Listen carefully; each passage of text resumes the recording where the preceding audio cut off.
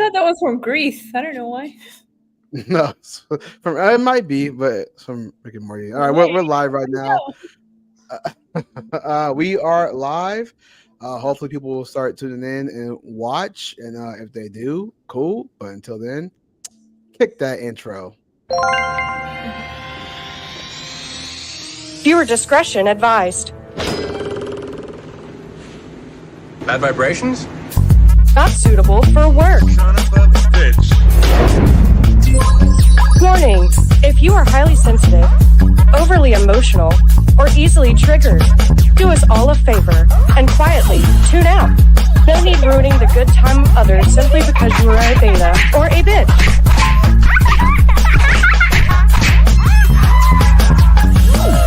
Age of Men podcast with your co-host in crime, Nick and Julius.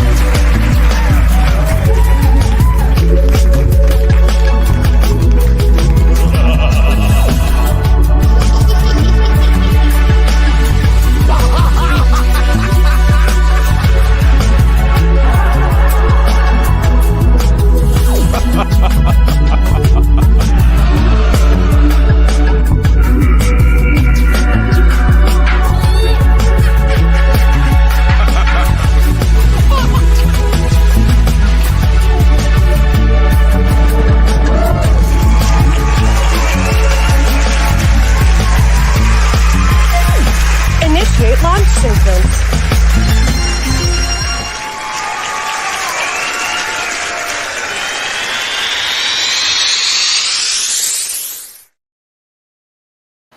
What's going on, everyone? Appreciate you all for being here. Welcome back to another episode of Age of Men podcast. We appreciate you all for being here. Make sure you guys hit that like button and make sure you guys are subscribed. If you're not subscribed already, we'd appreciate that.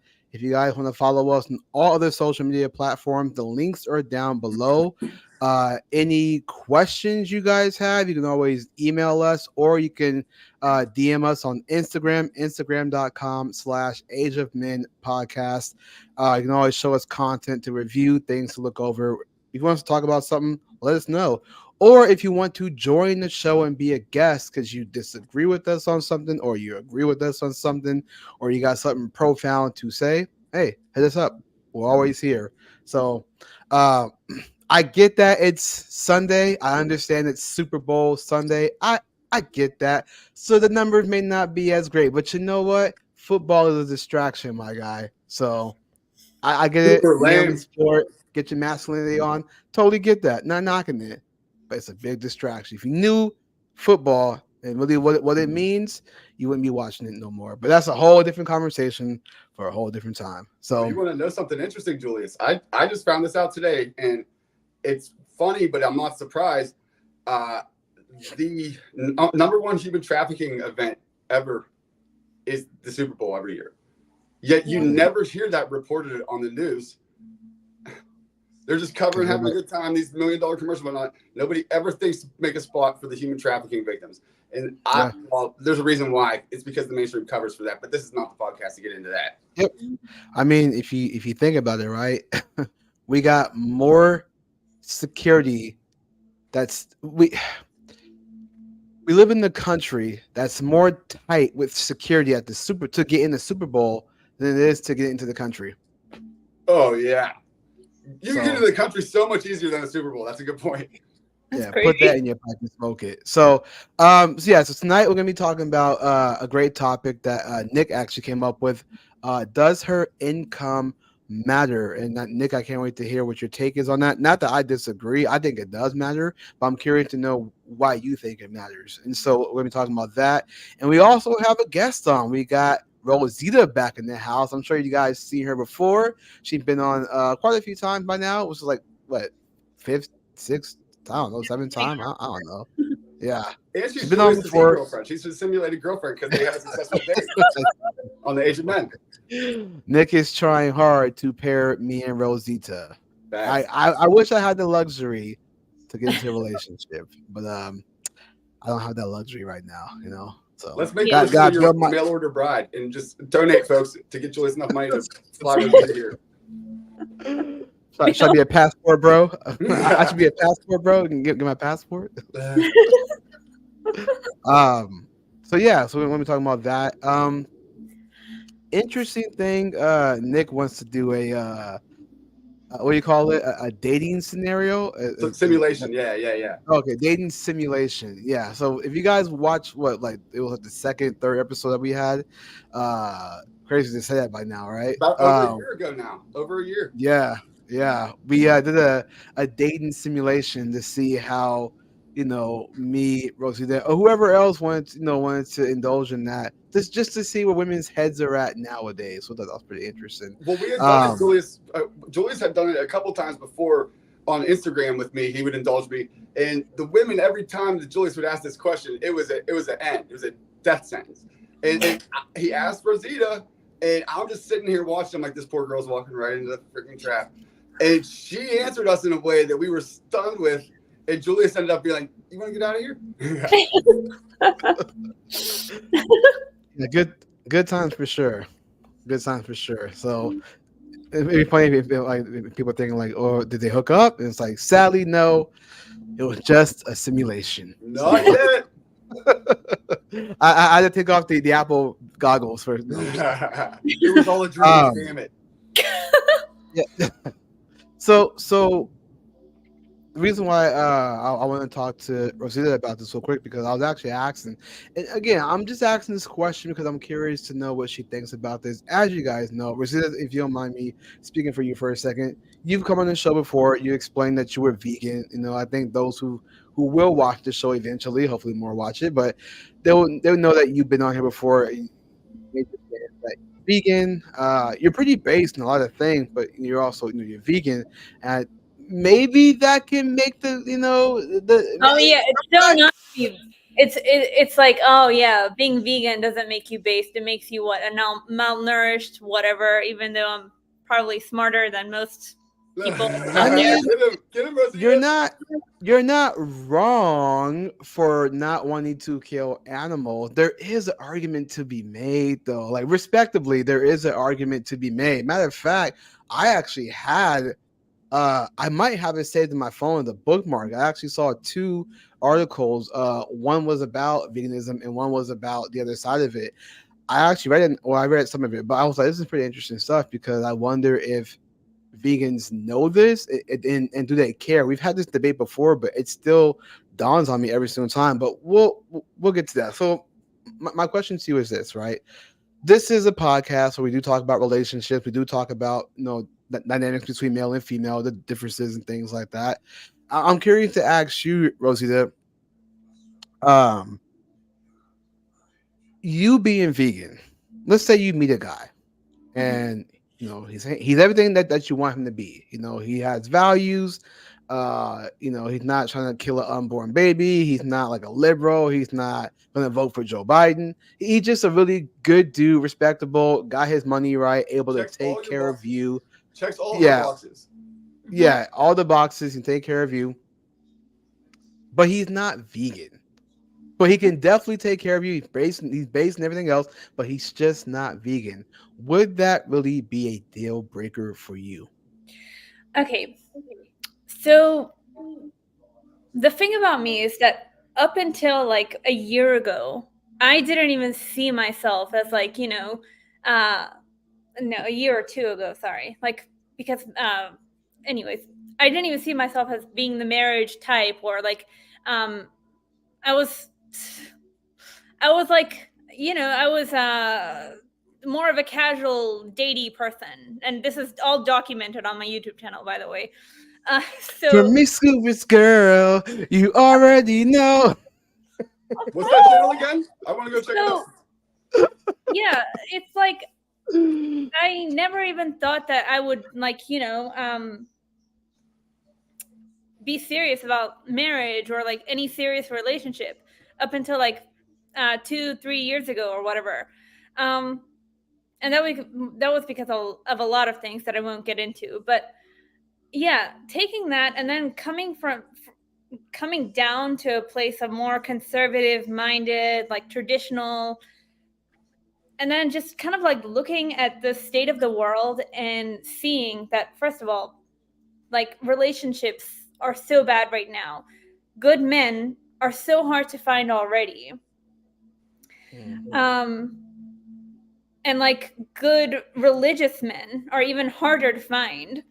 Like, because like I have so many like beliefs and values and like lifestyle that is like already making me like uh Very, very hard to an find a mate outcast. for. I'm an Yeah. outcast in society. Like, I don't fit in anywhere, even though I have like so many, like a wide variety of views that just allow me to dabble in a bunch of different communities.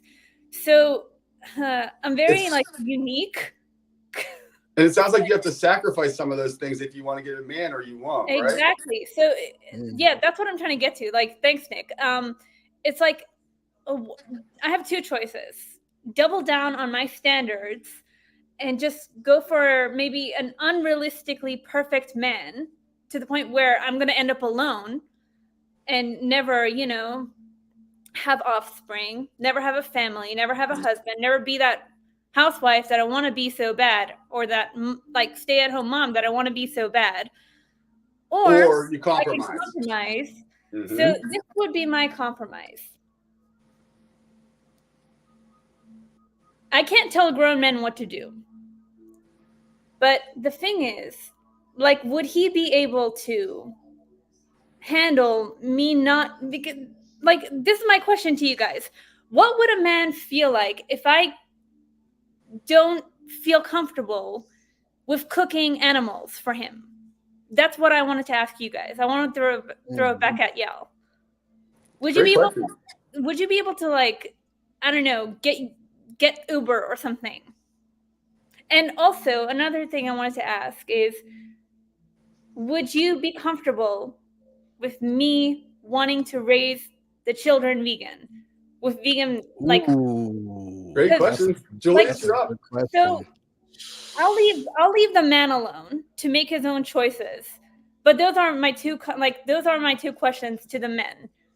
Okay, Nick, you want to go first? Because No, that's a buddy. really good question. Go ahead. Okay, I'll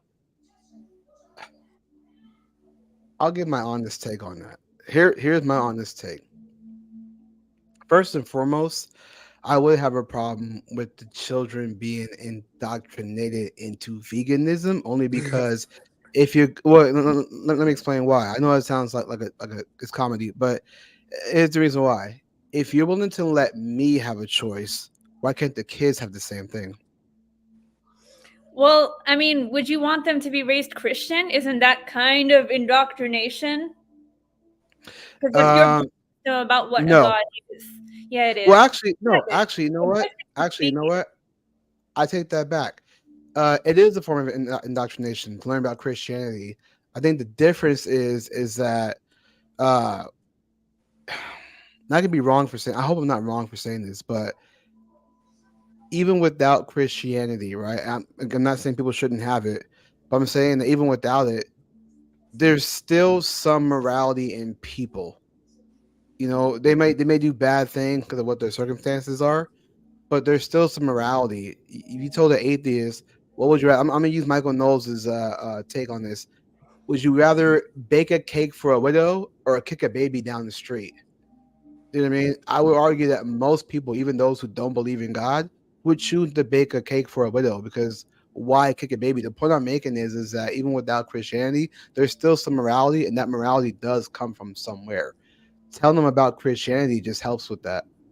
I just Okay, thought of this, here's Rosie. a question to counter what you're saying about like vegan indoctrination and all that crap. It's just ridiculous. Sorry, Julius, that's just, yeah. Like, if the child is eating a plant-based or vegetarian diet and they're not suffering and it's not fucking up their growth and it's not doing anything strange to their body, what is your actual problem with it? Because Uh, I know that there are so many vegan children out there who were born to eat plant-based and now they're in their 30s and they're like the ultimate standard of health. Rosita, here's my concern. I'm not necessarily sure about if it would be healthy or not for kids. I'd have to look into that. That's not my concern. My immediate concern is, okay, so if I'm eating steak at the dinner table and you guys are all, the kids and you are all stuck eating vegan and they want to have some of mine, and then well, we don't let them, and then they're like, well, why is Daddy eating? It's going to cause all sorts of stress in our family, I would imagine. Yeah, and also and That's a good point, actually. I was going to say that's actually a fantastic point. That's a really great point. That's where I was going to get to the conclusion of too, is that where you draw the line. Do you know what I mean? Because I would hate to be the father sitting there and it's like, why is Daddy eating this? And I would, again, it puts that that friction between the family. It's like, why is Daddy eating this? Oh, because he's. But can I eat that?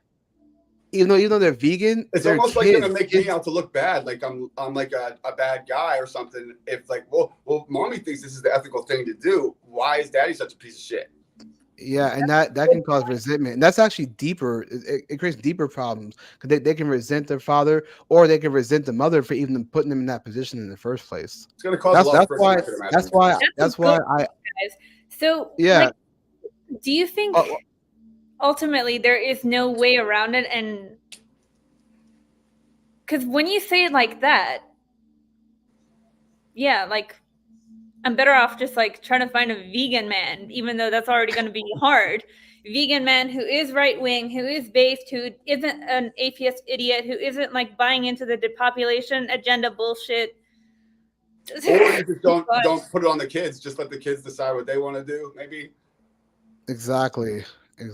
Because then, even if you found if your child decided to like be an atheist, would you be okay with that? Me personally, I mean, yeah, I'm not going to try to force things on them because I don't think that necessarily works. But that also, like, that's another thing. Like, oh, what if your kid wants to, be a woman? A man, what if your boy wants to be a girl? Yeah, I'm not going to force them to not do that because it's not going to take. It's not going to work. Well, I'm going I to try have a to work with response them and to make that. them like see the reason why they shouldn't. But Well, I have a response to that actually, and I get what you're saying, Nick. If correct me, Nick, if I'm wrong. That does sound like a more libertarian view. It's more like I'm not going to force it on them, let them do what they want, kind of thing. My thing is that if my daughter said I want to be a boy, I would just ask her, what is a boy? well, I would say this: you can't be a boy. I want to be a 7 foot tall basketball player that can dunk, but I can't be. I wasn't born that way. So you were born a boy. Yeah, I mean, you could try to we could work with you psychologically, and we could try to make you feel better, but you could never become a boy. I'm sorry. Yeah, I mean, yeah. So yeah, exactly. Because again, the question is like, what would we do? As far as in comparison, what would we do for the child being vegan?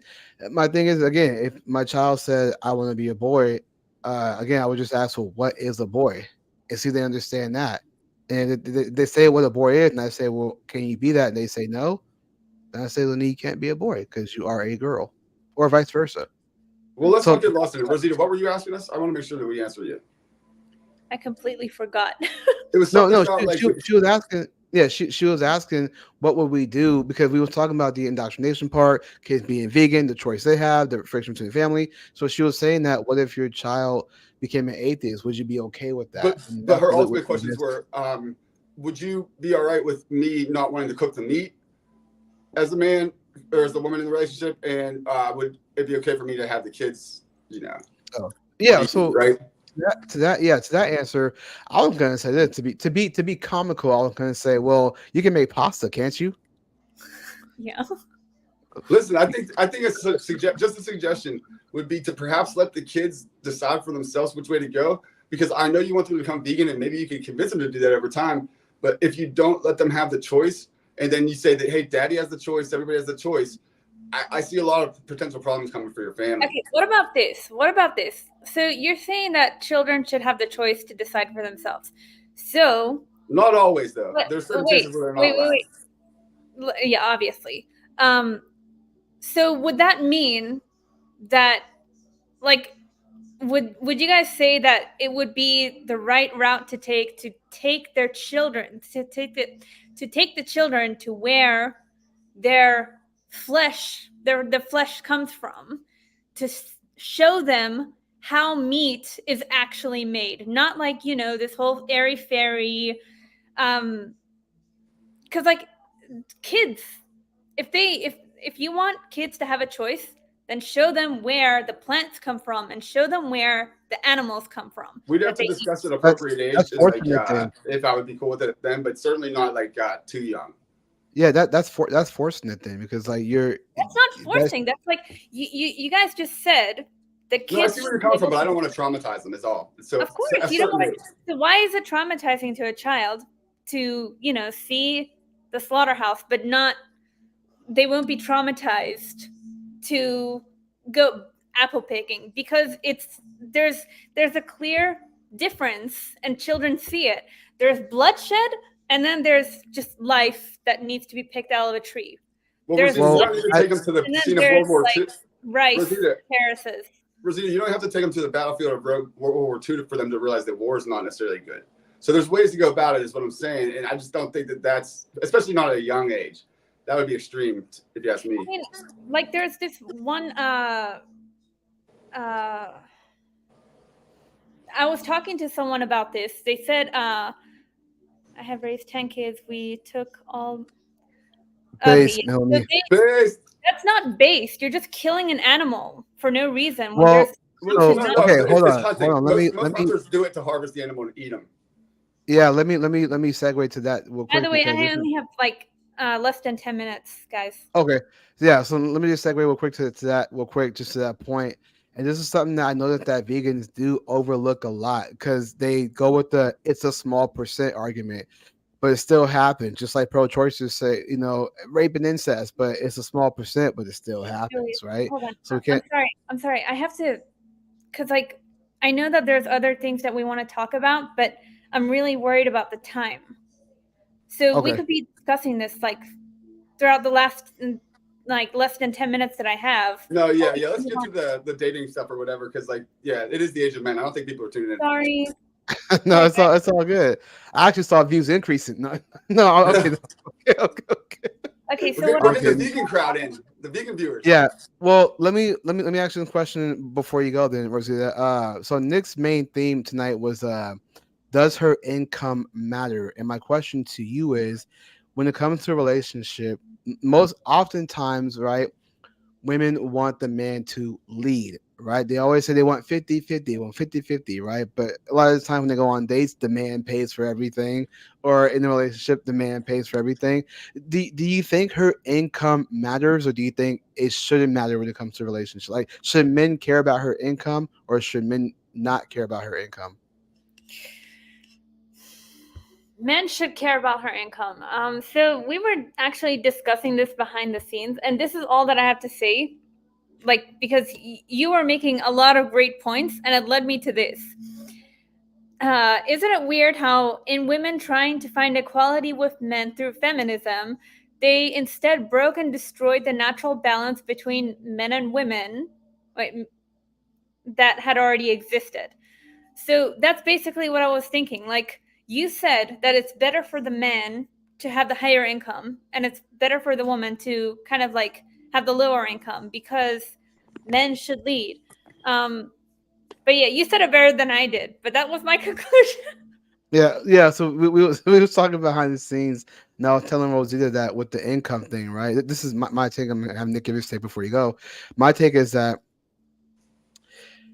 oftentimes when women make more money, right? If they're making a whole bunch of money, they have a thing called hypergamy. Hypergamy is they're looking for a man that's equal to, if not above, right? So they say they want equality in a relationship, but they always want a man to be more competent than what they are. And so the income does matter because if she makes a lot of money, her dating pool will shrink because she's gonna look for guys who's making as much as her. And we talk about the modern women a lot, but the modern men today are if I make a lot of money, then I should be able to have to exercise my options. I should have a girl and have another girl and so on and so on. And if women are not on board with that, then she's going to have to date down, which means that she's not going to look for that man that's equal to, if not above. She's going to have to date a little bit lower. So if she's making 100K, she may look for a guy that's going to not be promiscuous and be monogamous to her. So he may make less money because so. And I'm not saying that those relationships don't work, but that's just what it comes down to. If a woman is willing to date down, Because again, hyper they up, they want to date the best man possible, and that's fine.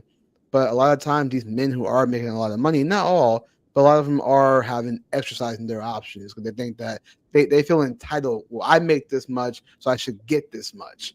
And if she's not on board with that, they're just gonna have to date down. So I think that her income does matter to that degree. Okay, that's great. Sorry, guys, I have to get going. I'm Rosie, already if you have late. 1 second to tell us that thing about your dad real quick. I was trying to get that Mm, in. Okay. So basically, God, I don't know if I can say it as heartfelt as I did in the backstage, but yeah. So for me, I lost my dad when I was nearly 19 years old. So the last thing that he said to me, like one of the last big decisions, well, somewhat big decisions that I made in my life, was actually encouraged by my dad. Um, so I remember this was after I graduated high school, and then I wanted to. Uh, I was like, I didn't know what I wanted to do. So my mom was pushing me for want to do one thing, but I wanted to do something else. And then there was this moment that my mom, my dad, and I sat down and we were just talking. Like, I was trying to tell them my vision of what I want to do for my future. And my mom was nagging me to do what she wanted me to do. But then my dad politely silenced her and he said, "What do you want to do?" I reiterated it. And then he said, "Okay, do that." And that was final. My mom went quiet. My dad had the last word, and I did that course. That was the same year he died. That was, yeah. And And I you did think that really well in that course, right? And it was like the last one. that was the thing is the crazy thing is that um that's leading me up to what I want to say now. That's why I've always like favored or like sought out the masculine and always like been in this mindset that I want to listen to like a masculine figure, masculine inspiration, like uh, be led by the man, because in absence of a father, I was looking for like inspiration that I couldn't find in the family because I have a brother that was younger. He didn't understand, and then I had an uncle, and I had, my grandpa, but it wasn't the same. So So he really did some seemingly maybe little to from the outside, but significant things in your life that you really appreciate now that he's gone, especially. yeah, I mean, like, uh, and it's interesting. Every time I've sought out the masculines, or like I don't know, a strong male figure. That's why I've always had male best friends. I've always like, whenever I was um, going through my first heartbreak and just What? lost so much. Somebody did you just see gave you that? balloons, Giselle? Rosita. I don't know what happened. Me either. Seems like a very What? untimely thing for some balloons, but go on. Yeah. Um, yeah, like inspirations like Jeff Buckley was a big one. Um, the first when my dad passed away, I the first person I messaged was my male best friend, who I ended up in a thing with later on. um, But I digress.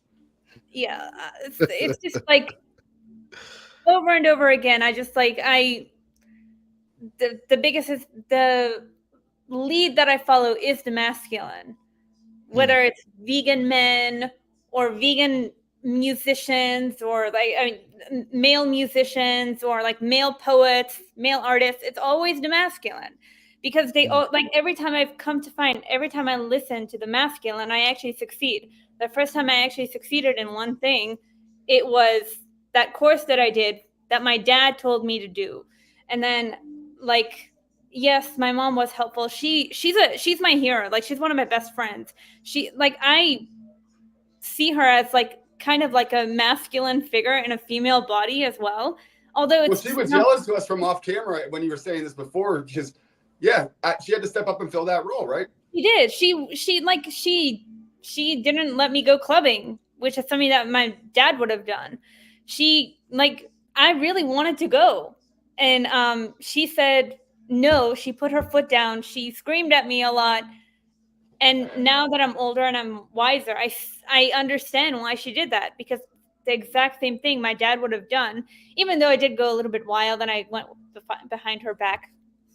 Sorry, guys. Sorry, Mom. Don't worry, Mom. We'll cut this part out. No, Mom, we'll whip her into shape on the age of men. We got your back. Yeah. The second thing that I like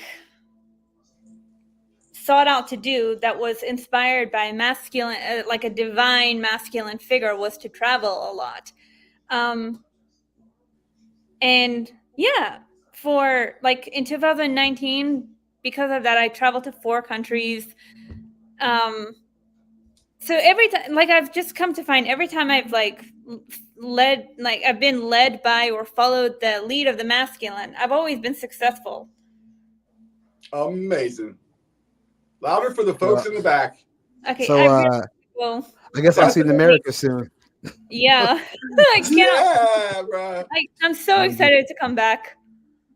We're excited to have you here, especially Julius, I think. Don't worry. I'll pick you up at 7. No. Yeah.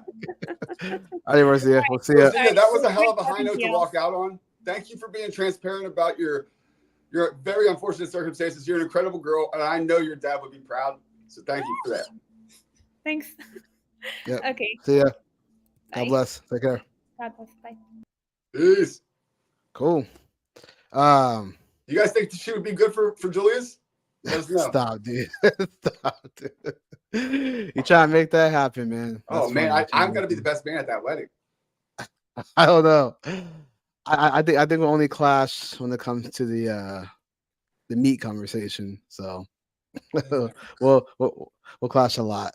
Little fire in the kitchen. Never heard a relationship. Yeah, sure. Yeah. I wish I had the luxury to do that, but I just don't have the luxury right now. Melanie says I have good news. You want to come on in? Yes. She said yes. It would be a good couple. Maybe I'm not. I don't know. Maybe I'm not the one for any woman right now, unfortunately. So, Melanie, if you want to come on, do come on. Jules said peace out. Oh, peace out, Jules. Hey, are you leaving, Jules? Remission. Oh, nice. Hey, congratulations. I was like a little button to go. Yeah. Anybody wants to come on and have the conversation, let us know. Put the link in the chat. Share this out, guys. Share this out. If you know like big accounts online, definitely share this out. I know everybody's watching the football game, but share this out. What? There's a football game? Yeah, Kansas. I got you. You know what's funny? You know what's funny about that? So this year is a leap year, right? So there's an extra day in this month. 29 days rather than 28. In 2020, it was also a leap year. In 2020, the Chiefs also played the 49ers. And just like how it might be a possibility of Trump versus Biden, it was also Trump versus Biden in 2020. That is weird. That's pretty interesting, dude. Like 4 years ago, this exact same thing happened. Chiefs, 49ers, Trump, Biden, leap year.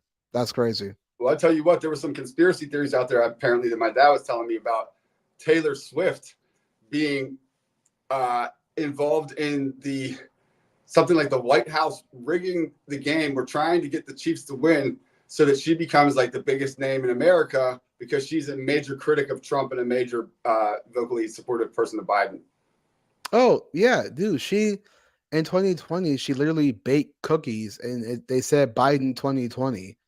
She had super influence. Like she's got she's got a big platform. Like I know people look at Sexy Red and they point her out and say things like, "Well, this is not good for the black." Yeah, it's not. It's good for the black community at all. It's not.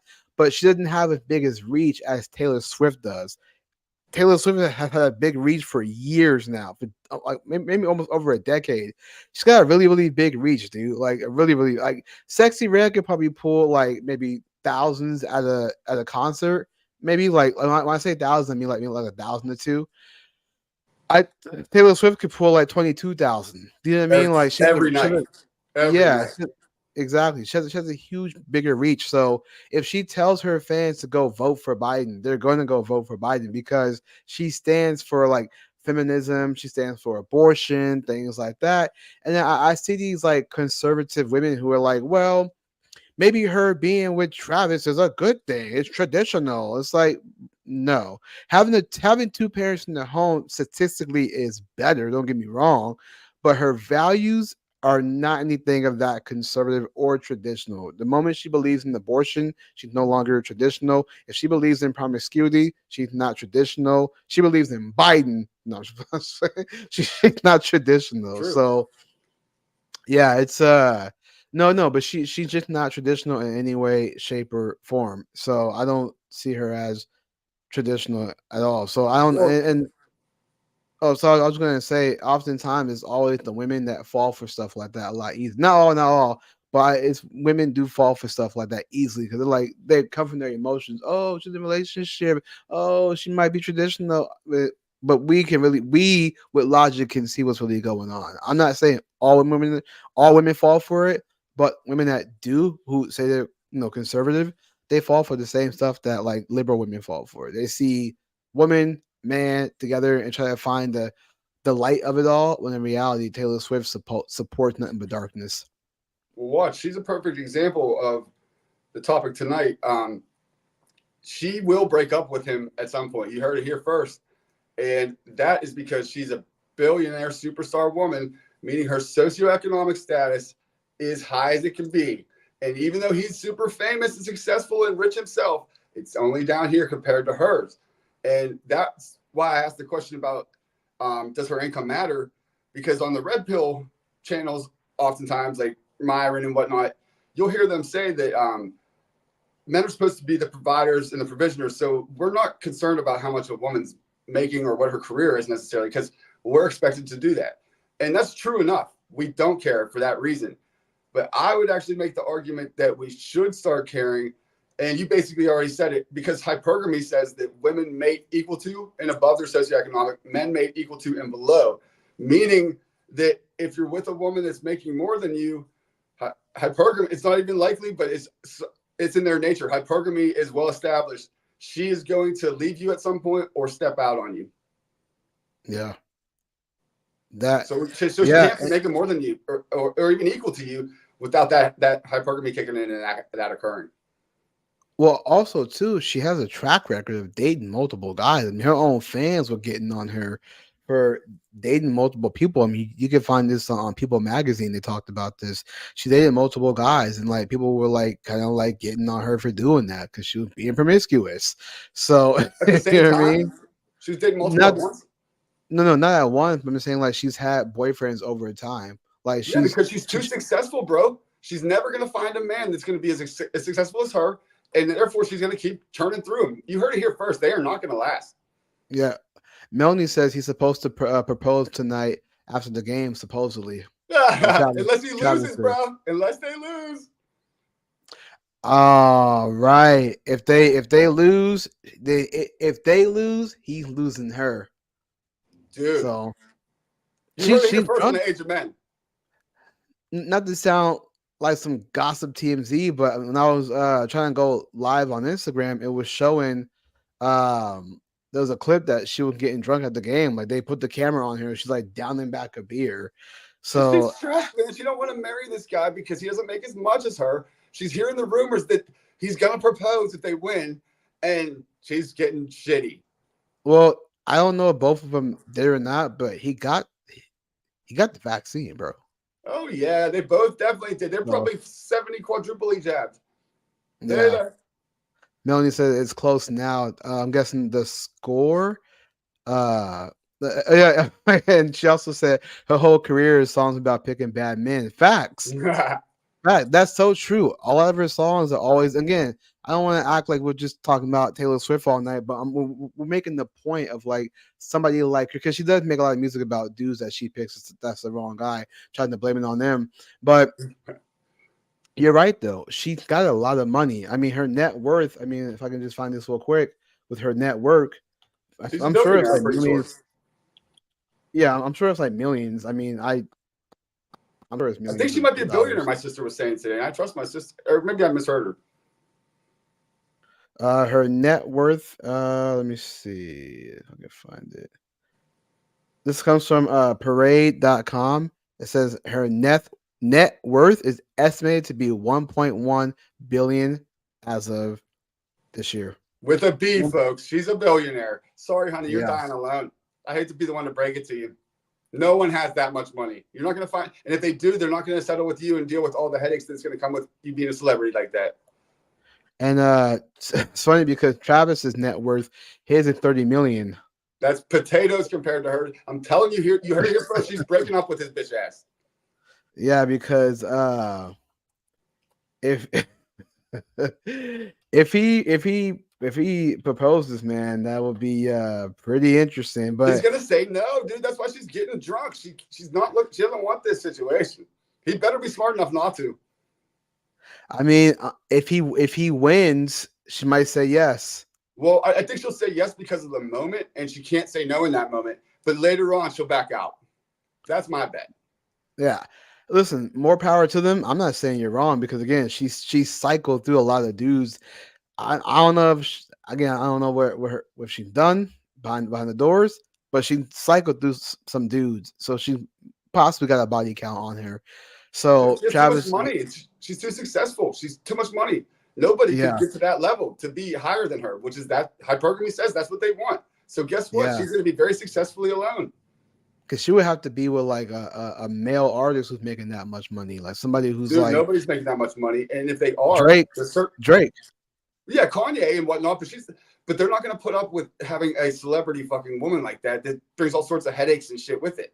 Like Yeah, they're no, just no, not. but what I'm saying is that as far as the equal or higher, if her like let's say like Drake, I know he has a kid and everything, but Drake would be like her equal because he's got his net worth is probably more than hers. I think his net worth is more than her. I'm saying like Yeah, as far as like the hypergamy goes, Kanye she too. would There's Kanye. There's a couple examples, but those people are very unlikely to settle down with her. Certainly not going to commit to her monogamously. I doubt yeah, at she that actually got point. more than Drake.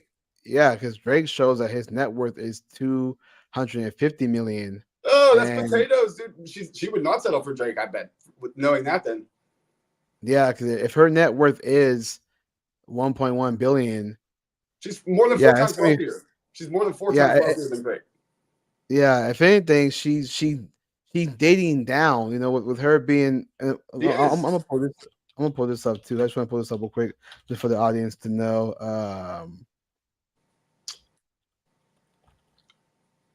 Well, not only is she higher than him as income wise, the important thing to remember is not just economic, socioeconomic.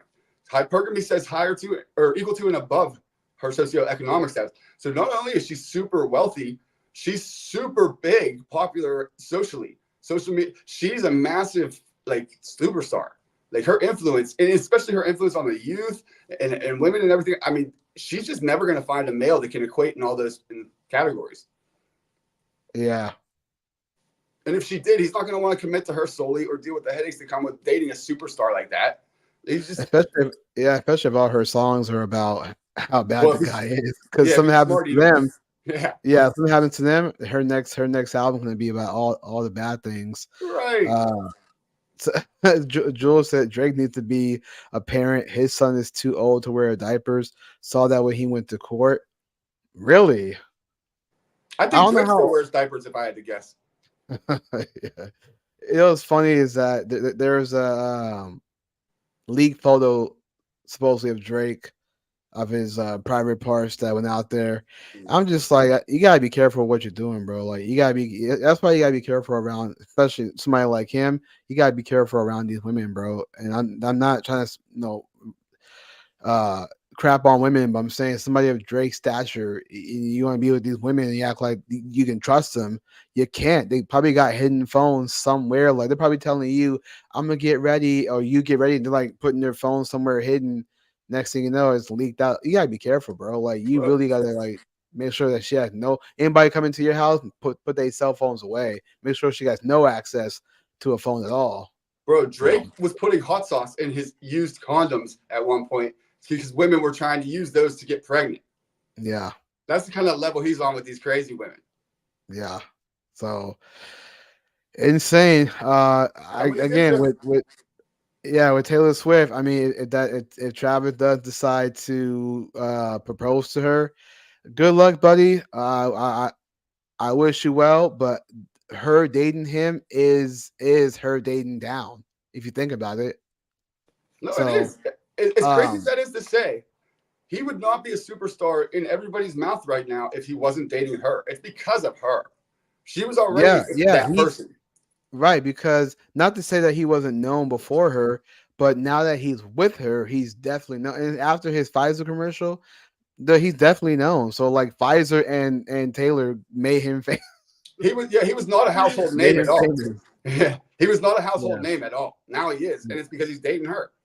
Yeah. I wanted to pull up something on TikTok I saw because you mentioned does her income matter? Sorry, someone's in my nose. So I got scratch my nose real quick. But I'll kind of pull up something that I saw on TikTok. This guy was talking about how the income has nothing to do with how you treat her, and I was kind of curious to see if you wanted to react to that. There's some other videos too. But my nose is heck of itching. I don't want to be like messing my nose on screens. So I just Smart, wanted smart. to, oh, real quick. Do you know who? Oh, hold on a second. Try to mute this real quick. Do you know who Beaten Cheeks is? You ever heard of Beaten Cheeks? That was So my so nickname be, in college. Beaten Cheeks was the guy that was always in he was always in Valuetainment's chat, like always in the chat like a lot. And he people knew who he was. He was at Fresh and Frisk's live, and you know they knew who he was.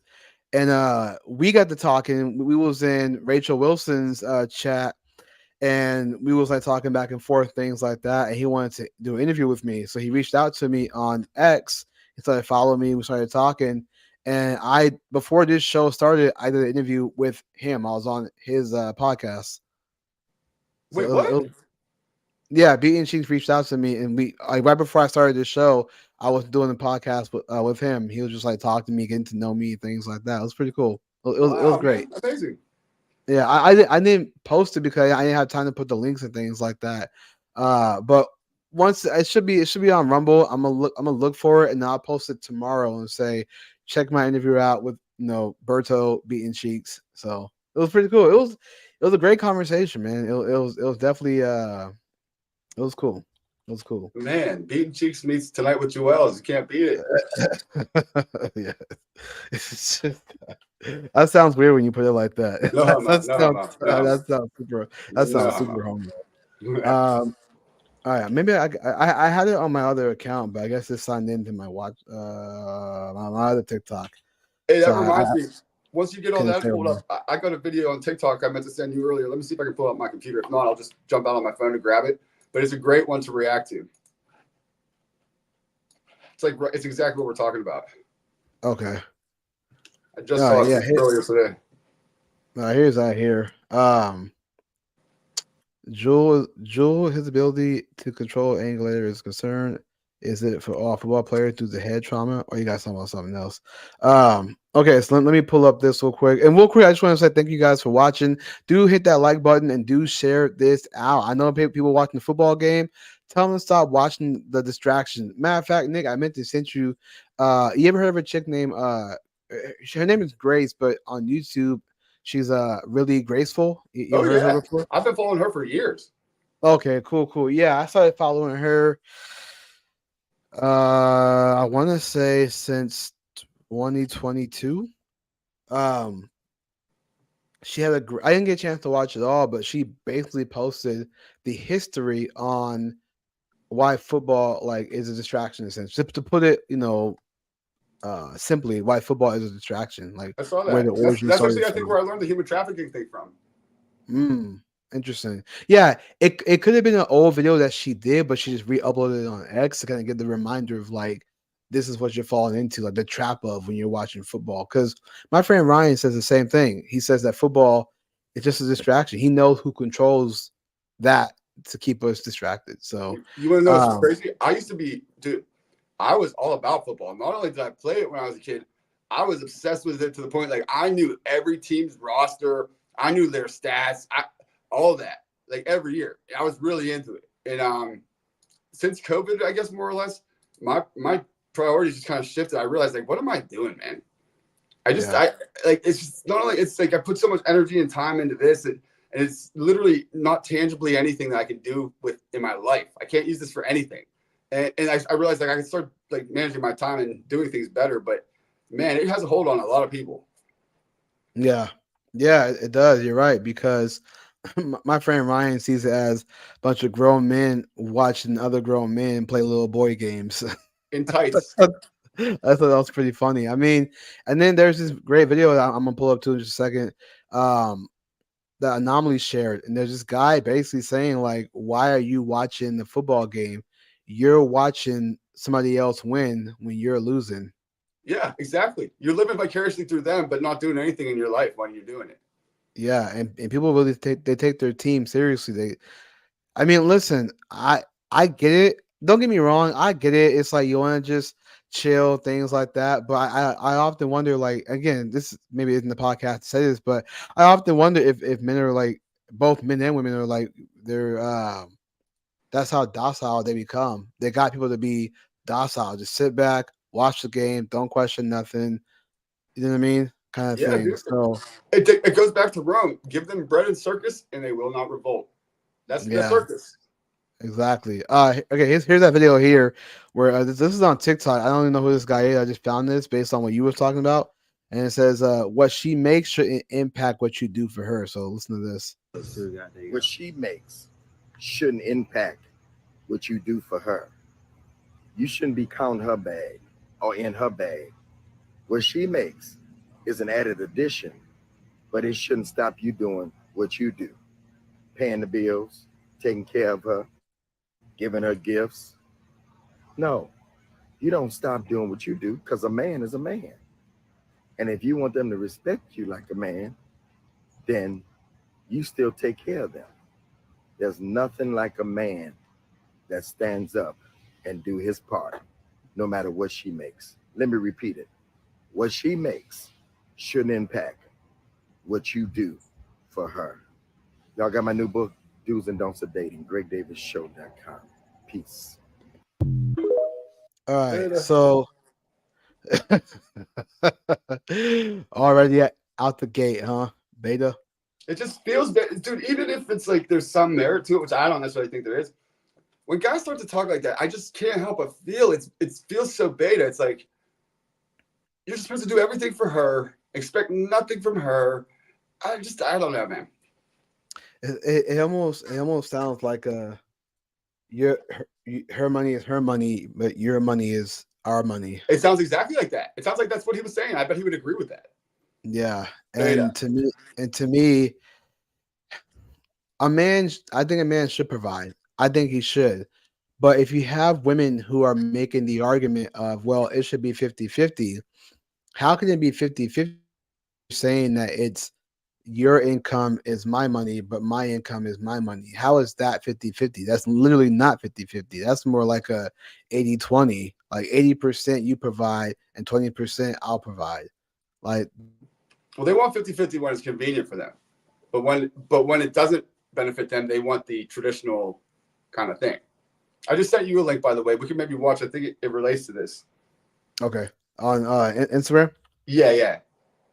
Let me check real quick. Yeah. Look, man. I don't make the rules. I just report them. And hypergamy is the name of the game. Learn it, live it, love it, folks. Because like that's what's gonna happen. That's women's nature. And I don't care how much advanced society, feminism, and all that stuff factors in. It's very hard, if not impossible, to override nature. Very unlikely. That I'll tell you that much. I wouldn't put my betting on it. But see, But I these would are the bet that things. Travis Kelsey's going to get dumped by her. These are the things that that we understand. I think this is why I like having, would love to have more guests on, because this is me personally with these conversations. I like bringing women on because uh, I want to hear what they have to say about this and what their thoughts on this, because I think it's interesting, because you and I have our perspective. Because oftentimes we say like we see things from I'm sorry, that women see things from the women's lens, but we see things from our lens too. So that's why I'm always curious to hear the other side, because you would see it from the man's perspective. But what about the woman's perspective? And I'm not trying to be the simp. I'm saying like, what do they think in order for us to counter that or kind of understand that, find common ground? Yeah, I Let hear me you, and I always try to see it from their perspective and ask them as many questions as I can to like better inform myself. And in my experience, like generally, their response to that is often, if you ask them like, "Would you be with a guy that makes less than you?" They say, "Well, yeah, as long as he had some ambition and motivation and potential and drive." And so they want you to make more of that. They're like, "I will help him get there." So you need him to make more than you at some point is basically what you're acknowledging. He can't always make less than you. Well, what's funny is, and so here, here's what's funny about that, and I'm glad you said that. Here's what I always find funny about that. You'll have feminists argue about the gender pay gap, but then they always want men to make more. Oh, hang on, hold on, hold on, lady, hold on, lady, chill out, chill out. You want to make equal pay, but you want men who make more. Make it make sense. That's what I'm saying. It's like you, God, it's so crazy to say there's a gender pay gap, but then to say you want the man to pay. Matter of fact, you talk about gender pay gap, but then you want men to pay for the first date. Right. That's another great example. This is And their I'm not. red pill one where they're like, we want virgins or whatever, but then they make a bunch of whores by banging them all the time. It's the same thing. You're Yeah, a walking contradiction. Can't yeah. have those. It's fascinating, man. It's totally fascinating. It's just the world we live in, man. The modern world. We gotta get it back to women being at home and men being working. But it's gotta take men to do that too. We can't just expect that from women. We gotta, again, I'm not trying to sound like a simp. I'm just saying we gotta start taking initiative too. Men that say they want these things, but they are not doing anything to get it. We gotta hold them accountable too. So So, uh bro, this clip, I just remembered is not exactly about what we're talking about, but we've covered this before, and I think it relates, it factors in big time. Women yeah. being more into men who are in a relationship versus not. Okay. All right, let's react to it. Women go after guys that are already taken. If a man is taken and a woman sees that, he is 10 times more attractive than he already was, which is so sad. It really is. It's so sad. You think that makes no sense. What is she talking about? Why would women be attracted to a man who's not available? Are you saying that if you presented a woman with two men, one was single and available, and the other one was in a committed relationship, she'd be more attracted to the man who's in a relationship? Yeah, exactly what I'm saying, and I've got data to prove it. At Oklahoma University, they did a study called Who's Chasing Whom? The Impact of Gender and Relationship Status on Mate Poaching. They told 97 college women that they had matched with a man who had the same interests as them. They showed all the women the exact same image. They told them that he had the same hobbies and values that they did. The only difference is that they told half of the women that he was single and half of the women that he was in a relationship. Reading directly from the study, single women were more interested in poaching an attached man rather than pursuing a single man. Interestingly, this indicates that single women are more interested in pursuing a man that is less available to them. So as you can see here on the graph, men overall are showing a lot more interest than women because men are thirsty as all hell. You know, they just want a chance to get their rocks off. So yeah, she's single, she's in a relationship, doesn't matter. Men are showing interest.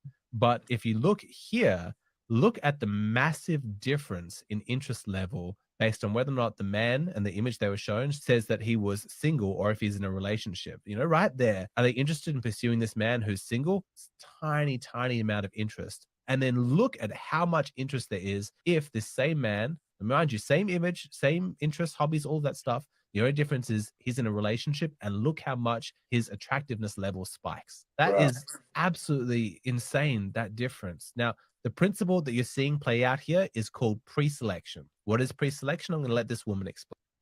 Well, okay. That's actually it's not wrong. I would say this though. I think it would depend on who he's with. So, oh, what's up, Jewel? We got Jewel in the house. Hi, What up? how you All is doing? well. All is well. How you doing? Good, good. I could say a lot of different stuff on some of these things, but I was buffering a lot when that guy was playing. Were you guys, or is it just me? Probably I just heard it you. We're fine. playing yeah, I'm playing just fine for us. Damn. Okay, well, I might be having issues. Well, Joel, basically, he was saying, well, he was showing studies that indicate that women find men who are, in a relationship more attractive than single men. Well, maybe that's younger people these days. It just seems like younger people are really screwed up right now. Like we've had this devolution of our culture. I don't think that myself personally. And as far as like, the dude, I did hear the dude talking about, the man should provide and doesn't matter what she makes and all of that. Thoughts? I mean, I think that's, in a sense, I think that's good as far as like, no matter what, he's going to be a man and not rely on her. Like, what if he did? What if he decided to lay back, rely on her income because they can make it, and then she loses her job or she decides to quit working? They're screwed, So Well, no she'll matter leave him what, too eventually if he's like that because of what I was and Julius were saying. Hypergamy. yeah, Yeah. yeah. Well, And go ahead. uh, I was just gonna say you're right in the sense that if she was the one bringing home the bread, like she was the breadwinner, and then she loses her job. Yeah, you're right in the sense of that because he's relying on her. The point the guy was making is that if the man, her income should not matter what you do because you should provide regardless, and that does sound like a my money is my money, but your money is our money kind of thing. So it's like they talk about equality and 50-50. How can you say you want that if your money is your money, but his money is both of you guys' money? Shouldn't your money be just as equal?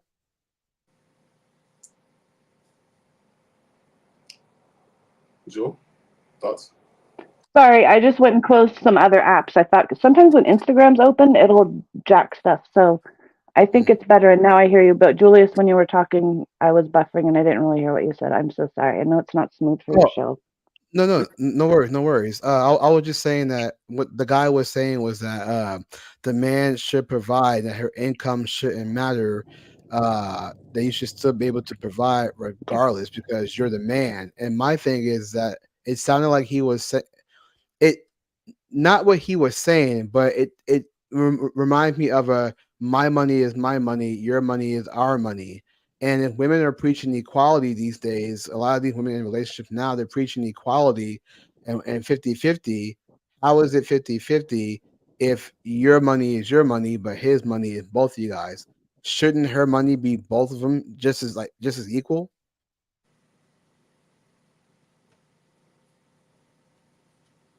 She did. Joel?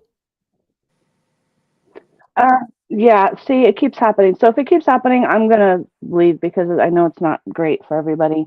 I have a decent phone. It's not an old crappy phone, so it really shouldn't be doing this. But um, I You don't. don't have an Obama I was phone? the Your one. first phone, your Obama phone? No, I have a Samsung Galaxy 22 or 23. I I'm got just Oh wow. 500 over Hey, 500 gigs of yeah. of I space. was gonna say, you got a It just pretty sweet. That's a works pretty sweet fine, phone. Yeah, that's a unless it's great my phone. signal. Yeah, you I are was gonna cutting out say, a lot though. I got to be honest. It's not great. but that Samsung's a really good phone. Like the 22, that's a really good phone. Maybe it's just her like womanly nature can't use tech to save her life. Okay, can you guys hear me now? Yes. Yep. Okay, I'm gonna go. This No, isn't we hear you. working for Okay. me. What, you don't hear us? Okay, fair enough. No worries, Jules. Joel, thank you for being on. We appreciate you. Yeah, maybe we can try to work out the kinks throughout the week or something and get you back next week. Yeah. All right. Well, we're moving for right now, and then if you want to come back on, you can. So I'll play the feminine part. Well, nowadays the women have to work, so it's not really fair to those women who want to be traditional and have a traditional husband, but can't help but work because the family needs two incomes. Mm. Yeah, and that's the thing. So this is interesting that you bring it up. Even back in the 70s, um, do you mind if I bring up this Phyllis Shalafi video because she mentioned this very same thing? It's so good. You have to see this one. It's so good because she mentioned that because you often hear that a lot, right? When we talk about men should provide, women should be at home. What's the first thing women always say? Well, because of the way the economy is, and I think that's been used for a long time. It's been used even back in the 70s. So let me pull up Phyllis Shalafi and I'll show that because that was I think that was it was just interesting what she was saying about that. Um, She brings the bars. it's funny too because there's a show on FX that was called American something, and they pretty much reiterated the whole Phyllis Shalafi and the ERA movement, but they lied about it, bro. Like they twist and turn the narrative so bad. And I'm like, that alone should tell you that this is how they're willing to spin things to make you believe something. And if they're willing to do that, imagine everything else that they're doing. You know, we're trying to give you a narrative. They're showing you one thing and making it seem like it happened like this when in reality it didn't because there's a side by side comparison. Not literally, but it showed a debate between Phyllis and this one girl, and it made Phyllis look like she didn't know what she was talking about. She didn't have the facts on her side. But when you watch the actual interview, it never happened like that. It was actually the other girl, the feminist, who didn't have the facts and data on her side. So I was like, that's really, really fascinating that they just totally made up a lie. I was Oh like, yeah, that's crazy. oh yeah, they'll spin that stuff. Yeah, it's bizarre, dude. That just kind of not that it opened my eye, but I'm just kind of like, that's crazy to me that they'll just tell a lie like that. Okay, so it's about 12 minutes long, but I'm trying to get to the part, the very beginning of the interview where she talked about where the whole income thing. So here's this. Let me pull this up real quick. Uh, Melanie says it didn't take two incomes until divorce became popular. Facts. Amazing. Facts. That's actually so true. Matter of fact, it's one of the reasons why people like Betty Friedan, the secular Jew, why she wanted to fight for the ERA because she got divorced to her husband of 19 years, and she felt like she didn't get what she wanted out of that divorce, and so she wanted to fight for other women to basically not to. She wanted to fight for women to gain something should they get divorced because that was her argument was what if women who are staying at home end up getting a divorce? What do they get? Kind of thing. So, and usually, what I come to realize, and maybe not all, but I come to realize that a lot of these activists who fight for like equal rights of women, abortion, etc., they fight for these things because something personal happened to them. Hmm. I noticed that a lot. A lot of these feminists fight for things because something personally happened to them. So therefore, they want to impose that on the rest of society. And I think even Phyllis Shalafi mentioned that too. So it's fascinating stuff. But here's that interview here. Let me make it full screen. Has some definite opinions about what has happened over the past 2 decades and the way some women are living their lives. 20 years ago, you said that the feminist movement was going to be detrimental to our society. And here it is 20 years later. Has it been? Yes. In what ways? I think it's made a lot of very unhappy women. 20 years later, they're now in their late 30s or early 40s. Many of them have given up their opportunities to have a husband and a family and children, and they're mad about the choices they made. They're unhappy that the feminist movement told them that career in their 20s would give them the most fulfillment and that husbands and children were unimportant. When they got to be in their late 30s or 40s, they realized that wasn't so. Mm-hmm. But in All essence, right, let's pause that right there. Let me pause in between. But think about what she just said. This is the 70s we're talking about. This interview took place. Hold on, let me see. Uh, this interview took place in 1989. Sorry, my bad. 1989. This took place in 1989. Public Enemy. Anybody? yeah. But that's fascinating that in the late 80s, this is what she was saying. Like the same, mind you, we are in 2024, bro. From 1989, we are in 2024. Like we are way past that. So imagine what she was saying in 1989, that women were told that in their 20s, that they have a career, they will be fulfilled. Then they hit what? 30s, 40s, and then want to settle down. And then what happens? They're not happy because they can't find fulfillment. The same thing is happening now. This is why I love watching her content, bro. I watch her content, bro. I really watch this YouTube channel. Phyllis Shalafi was right on a lot of stuff. So it's interesting. So the fact that she's saying that women were told one thing and then they did the thing and then now they're not happy because they chose a career first rather than being a mother or a wife. So crazy. Do you have any thoughts on that, Nick? Well, it is crazy because 89. I mean, basically, it's our lifetime, more or less. We were born. I was 87. So like this Yeah, is literally I was 3 years old. Yeah, we were 2 years old when this lady was saying this thing, and tell me that she doesn't speak on the future of where we're at now. Yeah, and it's funny because the person who interviewed literally said that Phyllis Schlafly is concerned for the future, and we're talking about this in 2024, and it's no different. So she was right. She was ahead of the curve, as they would say. So here's more of that. Since there are a lot of women who really did buy into the feminist movement. Yes, and there were. And they said, and they are living it today. Do you think that they're not living the American dream? A lot of them are happy with their choices, I'm sure. People are very different in their motivation. But by and large, if you look at the whole country, I would say most women would like to have a husband and children. If they devote their prime years of childbearing years and when they have good looks and good figure and virtue, if they pass all those by and devote it to working 60 hours a week in a profession, time passes them by. Mm-hmm. I went to law school after I was 50, but I certainly couldn't have had my 6 children after I was 50. Exactly. But weren't you, in essence, a working woman all of your? So hear what she said. Like, listen to what she's saying, bro. Like, listen to what, bro. She's so base. Listen to what she's saying. She's pretty much saying what the. It's so. Oh my god! I wish women on these podcasts will watch this stuff, bro. She's saying what the red pill says, and this is not me advocating for red pill. I'm just saying that in these spaces, when they call men misogynists, this is what like Myron talks about. This is what Rollo Tomasi talks about. I don't agree with them on everything, but they're not wrong when they say that a woman's prime is when she's younger, when she's at her youth.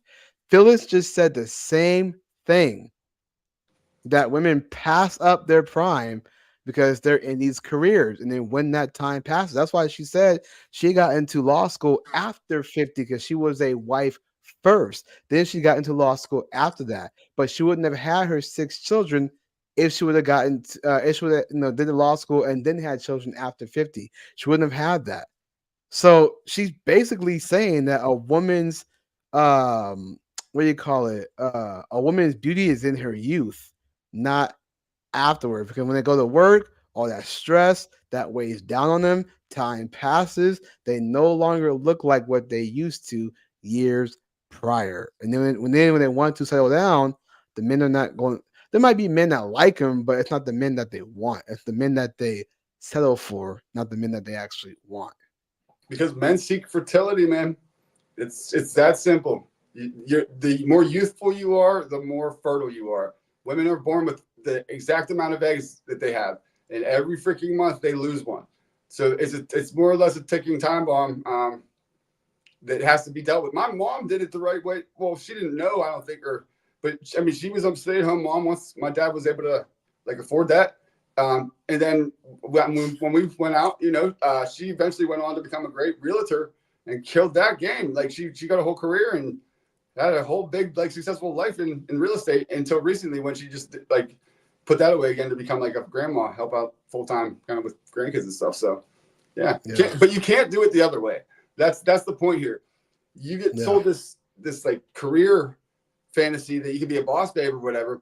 Well, that's fine. But Jordan Peterson, who I respect a lot, he said in his clinical experience as a psychologist for Fortune 500 companies who would have their CEOs and whatnot in crisis, when he would counsel them, he said far and away the most unhappy group of people is women around like age 30, 35, 40 who were super successful CEOs. They climbed to the top of the ladder in these Fortune 500 companies, and they were absolutely miserable because they got to that point and realized, wow, I am past the point that I'm going to be able to find a man that's going to want to be with me to make a family. And yeah, I'm super successful and super rich, and I'm going to die alone with all that. Yeah. And it made him really miserable. He called it the women's midlife crisis, I think. Fascinating stuff, man. That's I just wish people I think people are waking up to this, but there's a lot of women out there who just don't know. And especially the youth. The youth is not being taught this stuff, bro. They're being taught go to school, work just like a man, and then they spend their 20s working. Next thing you know, now they want to and then in their 20s they're having fun while they're working, and then they get miserable, stressed, and next thing you know, they're like a used tire.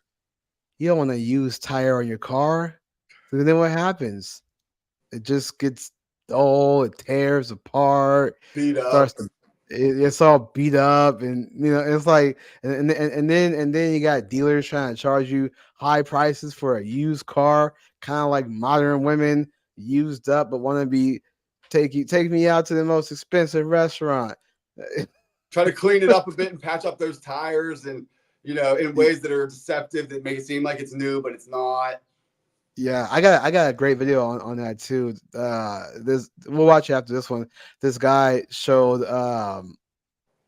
this guy was on a date with a chick, and you'll see it. But essentially the theme was the man shouldn't have paid for her meal.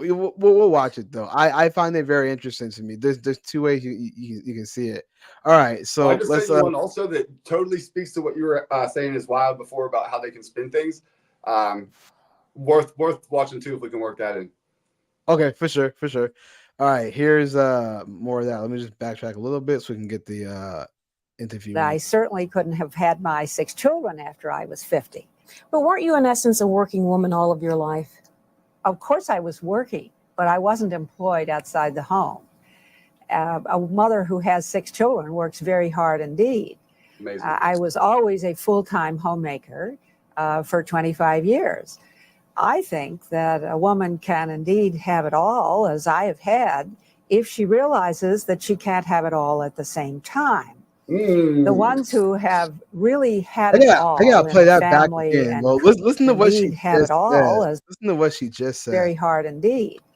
I was always a full-time homemaker for 25 years. I think that a woman can indeed have it all, as I have had, if she realizes that she can't have it all at the same time.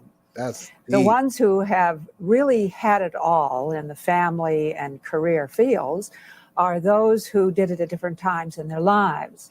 I think the trendy word now is sequential careers. I think that a woman can spend the first 20 years of her life getting prepared, educating herself, preparing herself for life ahead. Then she can devote 20 years to raising the next generation. And she's still at that time only about 40, and she can do all kinds of interesting things, whatever her heart desires. You also said for the past 2 decades, the fad of feminism has taught the falsehood that men and women, husbands and wives, fathers and mothers are interchangeable. And you're saying we're not. That's right. A baby needs a mother and a father. A baby doesn't need 2 interchangeable fungibles, parents who are the same. Most people have to have an income, an earned income, And a division of responsibility between the provider and the homemaker is what makes a successful marriage and family function. So you don't think there's really any place for women today to really have an impact professionally in our society? No, I wouldn't say that at all. If a woman wants to remain unmarried or remain childless, she can have a tremendous career. She can compete equally. The doors are wide open. But I look upon it as an advantage that a woman can divide up her life and enjoy motherhood and family and ultimately grandmotherhood. However, she won't reach the income levels of a man or a woman who devotes his or her whole life to developing a single career. Mm-hmm. These are choices that people make. And I have no problem with people who make a different choice from the one I made. The problem I see is that people who made the other choice, then 20 years later, they're not happy with the choice they made and they want somebody to do something about it. So in other words, if a woman... Okay, pause right there. Dude, I love that. What up, Burrell? I love that, man, because this is what she's talking about, right? Women will get into these careers.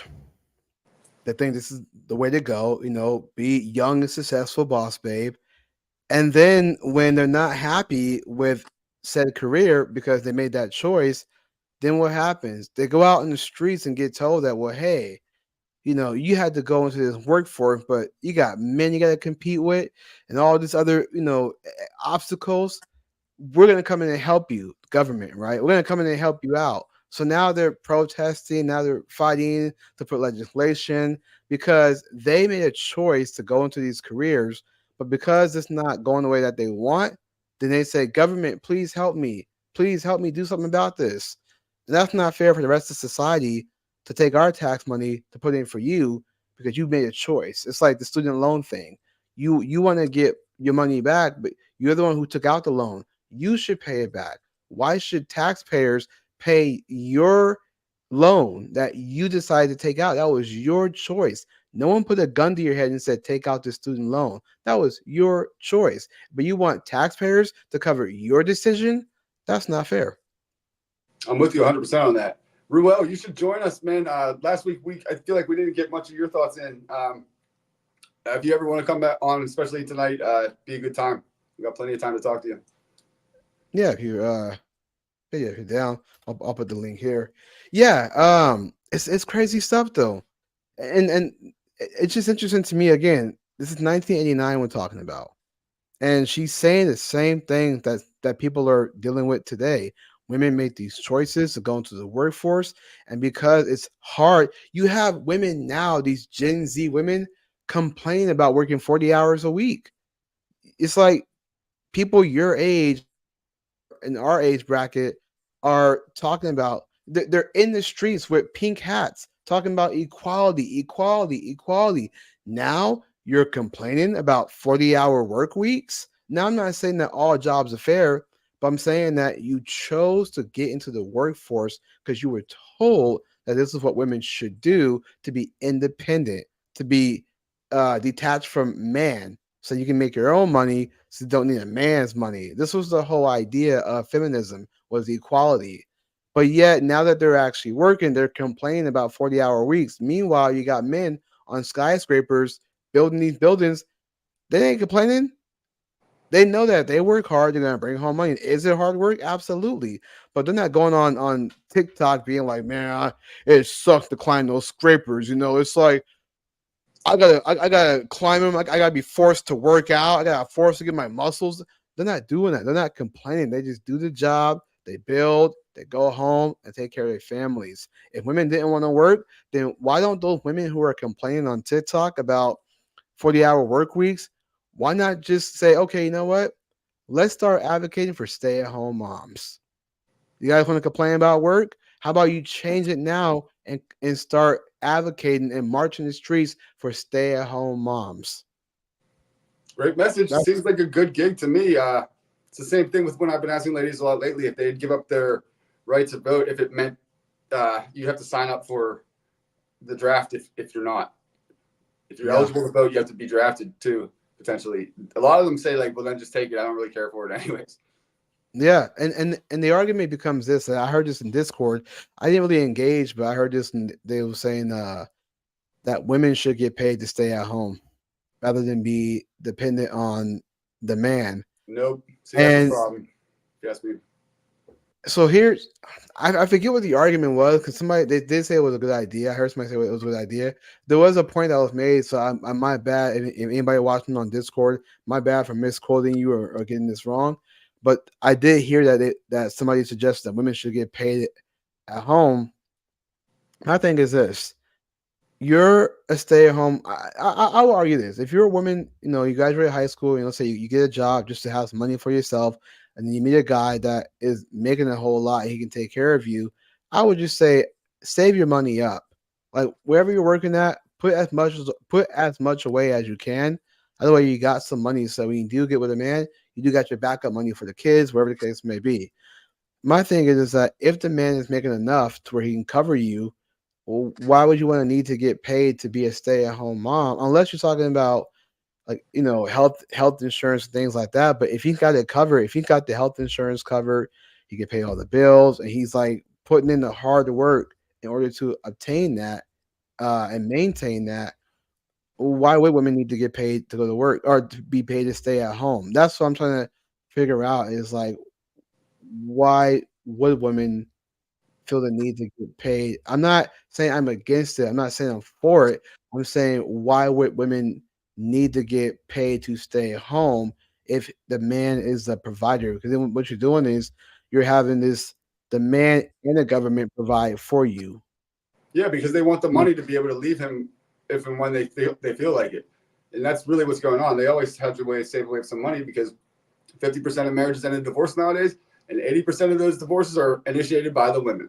So they just want to have a safety net, as they call it. But I don't like that at all. You should just stay in the marriage. You should commit to your marriage and stay in it, or just don't. You should have screened better and not got married to that guy in the first place, where you feel a need to have some money stowed away that he's supposed to be paying you, so in case you feel like leaving his bitch ass someday, he financed it. Yeah. It's ridiculous. Yeah. You know what? You make a good point. I want to read this comment, and you actually have a good point. Jules said some women allegedly did the math years ago. If you put it in terms of paying a maid, cook, and paying for childcare, she thought was worth 100K a year. That's also a good point too, because that can be the slippery slope. You pay a woman to stay at home to do all the labor at home, but then what if something happens? Now she's incentivized to leave. I'm not talking about the extremes like physical abuse or anything like that. I'm talking about like if it's something where um like she gets bored or she's no longer attracted or whatever is going on Yeah. in something that can be fixable. So I'm trying to say something that can be fixable, but they divorce anyways. Paying them to stay at home can be that It's an incentivization. extra. Yeah, they already have enough incentive to leave us. Like, why? That's just ridiculous. And then we're literally financing our own fucking divorce. Like, we're financially incentivizing it. It's just ridiculous. Women need to screen better. I agree that their value could, if you want to argue 100,000, whatever it is, they are very valuable for what they're doing. They're invaluable for being the stay-at-home mom. And any man worth his salt who is able to afford her staying home, being the full-time caretaker, I'm sure is going to appreciate that greatly and make sure that she doesn't go without any more than she needs to or he does. Like, he might not give her every fucking thing that she wants, because sometimes you women gotta admit you spend money and I'll spend need to rein it in. But he's gonna take care of you. So Yeah. if you married the right man and he's able to keep you at home, you're getting paid by not having to go to 9 to 5 and clock in and be a full-time mother. And what's the difference if a man gives a woman an allowance? Like, if you saying that women should get paid to be at home, what's the difference in the husband giving you allowance? They don't want to be relying on him. And that's the whole problem, ladies. Men live for a woman to rely on him. That motivates us. That inspires us. That's exactly what we're looking for out of our mate, somebody who needs us.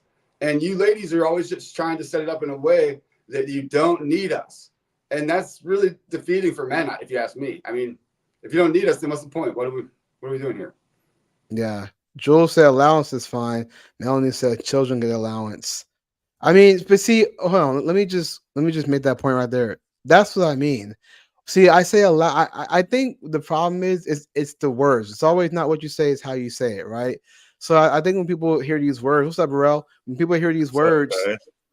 they see it as they hear allowance and then they think something else like allowance. So oh, it must mean this. No one's saying allowance like in a childlike way. It's using just the word Maybe allowance. Like what other word would you use if it wasn't allowance? He's giving you cash. Does that sound better? Like what's the difference? What's the difference between a man giving you cash versus the government giving you cash? Do you see what I'm saying? It's no different. Allowance, cash, allowance is just more proper word to sound, you know, uh phonically professional. It's just like superior. They don't like the word superior either, but that's what they want. I know. Dude, that debate was so funny. I still watch that video too. I watch it like every now and then. I'm like, dude, this debate was crazy. What up, Burrell? How's it going, man? pretty good, man. Pretty good. I know allowance probably sounds like too much like you have to obey your husband or you don't get any allowance. I think that's it. Well, yeah, they don't like that, but that's what it is. That's what it should be. Yeah. Maybe don't spend more on X this week versus hey, here's your allowance. See, this is a problem. I just want to say this real quick. Just because we say allowance doesn't mean we're treating you like children. It If the it shoe doesn't fits, mean wear it. you know what I mean? Like we're just saying because allowance just means money. That's what it means. It just means money. That's all it is. So if I change the word allowance to money, if I say, well, here's your money, sounds like I'm a pimp now, right? Here's your money. Here we go, Julius. We'll change it to stipend. There, that's what I was Oh thinking. yeah, yeah. Like you just got a little college stipend. Like, oh, that sounds a lot better, right? I'm with you guys. That would help appease them in the moment, but I ain't changing shit. This is your allowance. This is your allowance. That's cool. Jules said, "How much can I spend? What does a budget allow?" Ooh, good question. Because my thing is, it's like I think you should buy what you need, not what you want. And you know, I would say this. Let's say the guy's making 500K a year. That's he's making 500K a year. I think, and let's say he's frugal. He's not buying expensive cars. He's just buying what you need. Like for me, if I was somebody making 500,000 a year, let's just even go like lower. Let's say 200,000, right? 200,000, whatever the case. For me, I would get like a truck. So that if we need to like buy things to put in the truck to drive back and forth to carry stuff, I buy a truck because why not? A truck makes sense. And then I will get a car for more like vacation stuff. Like we're just gonna like go into like a 2-hour drive or something like that. Or I would buy a nice big body car. So like, you have a big trunk, big space, all that kind of stuff. I buy the car for like vacation stuff, but buy the trucks for like Home Depot kind of drives or something like that, or for moving from house to house, something like that. That's what I would do. So the allowance for me to my wife, it would have to be, man, call me crazy. I'd probably say like up to 2,000. Up to, here's the reason why I say 2,000, right? Because I think that as long as I'll say up to 2,000 because it have to be something that she needs. Okay, if I give her 1,000, then it's like that can be gone pretty quick. A month? That's a lot. I mean, hey, more power to you. I have a good rule of thumb that I would follow. I'm saying if I'm making that much money, if I'm making like that much money, like what is the allowance, right? Maybe up to 2,000 is a lot. I was just saying I'm trying to think about things that she needs. But if she's just buying things she wants, it's gonna be a lot smaller than that. If she's just like, oh, I'm gonna buy purses all day, you ain't buying purses with no things like that. Like, so yeah, see right here. Does this include groceries? Yes, it does. That's why I say up to 2,000 because groceries can cost a lot of money. She's gonna have her own little spending money that she can spend, and this I think is a good rule of thumb, gentlemen, going forward. I don't have a woman or anything, so take it for what it's worth. But you literally get double my discretionary spending budget a month. How about that? You have double mine because I don't spend very much discretionary money, so I'll give you twice the amount that I spend just so that you're satisfied and you can't say shit. And if you go over that, well, that's your limit. Too bad. Then you get less next month. in Islam, the guy like takes care of the bills, and they may give the woman a stipend, if you will. So so yeah, so that's all taken care of in like the marriage contract or whatnot. But like, if it's a woman that's like going beyond her stipend, then what happens? Well, then she gets the backhand. You know what I mean? No. if she goes over her stipend, I would argue that. So no, women always say it's emotional abuse. Men to have emotional. If she go over her stipend, she's financially abusing the family because she's going over than what she's supposed to spend. So Exactly. that's why I say like let's say I gave her up to 2,000, right? And she over like let's say it's on a car, like a credit card, $2,000, and she goes over that to where we have like a negative balance, I will take that back and Yes. say, you cannot spend. I'm going to be the one to buy everything. You can't spend for like a long time, like maybe like So you earn your trust back to get the card. You are like a child in that regard. If you, that's what I was going to Yeah. say too. You know how much they'll get in an allowance? How much she deserves. How good she's been to our family versus how rotten or untrustworthy. That's really going to be. I'm not going to give you a bunch of money to go pissing away if I don't trust you. If I do trust you, then I'll give you fair, whatever you need, if I can afford it. Well, Jules said that's not abuse. I said financial abuse. I was saying that women will often say emotional abuse. Like for example, if a man, I heard this argument on Andrew's stream. If a man deprives women from money, that's emotional abuse. I disagree with that, and it's not true because the fact that she's overspending would be the abuse, if you will, because she's overspending. So she's hurting the guy's credit card, therefore hurting the family. So, and I say she's hurting the family because it's like I gave you this money to buy things that you need for the house, She is hurting the family. If If she you want spends to get something for recklessly, yourself, yeah, 100%. Because then who does it fall back on if she spends all the money? Like you, right? Exactly.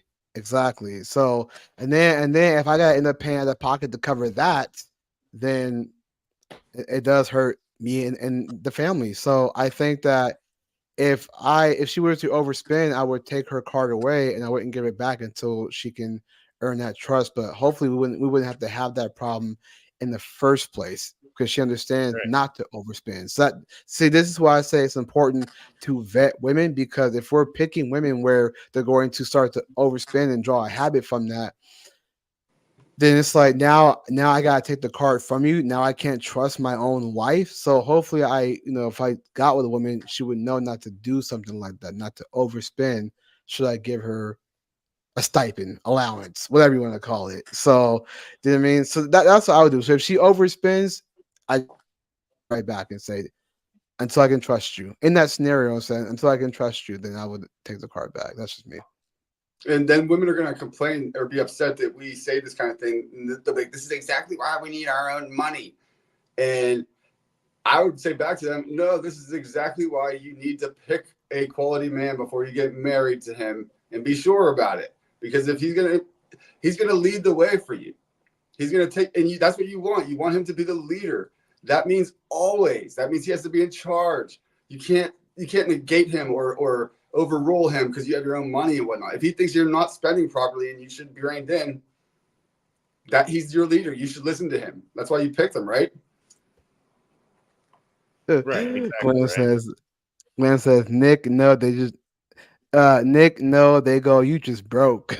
Yeah. No, you're the broke one, woman. I have money. You're trying to get it off of me. Is what I would say to her. No, she was saying what the women will say. She was agreeing with you, but she was saying like that's what women will say. Yeah, they will say that. And I would say, correction, you're not. I have plenty of money, and you're trying to get it off me. As my wife, I would talk a little sweeter to me, bitch. But this is the reason why I say men should really vet. Like again, I was talking to Berto about this. What did he ask me? He asked me a question. I forget what he asked me, but I was basically telling him that men should vet better. I was telling him that somebody asked me last night, how long should somebody get to know each other before they decide to get married? This might be a little extreme for me, but I would say up to a year, only because I know sparks may fly.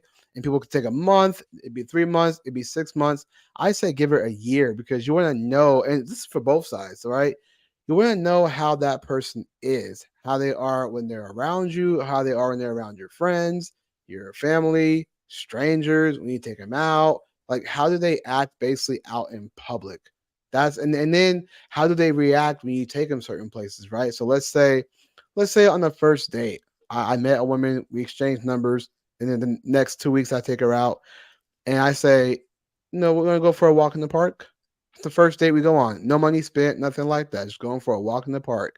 If she's like, I can't do that. I actually forgot. I'm busy. And I'll say, you know what? I actually forgot. I don't have your number anymore. Bro, I literally do that. I take girls out on a date, like for a walk somewhere or something, coffee, that's pretty much not spending anything to gauge how down she would be for me if I didn't have money. And then if she comes through, like that's basically like a test I put them through, my own shit test.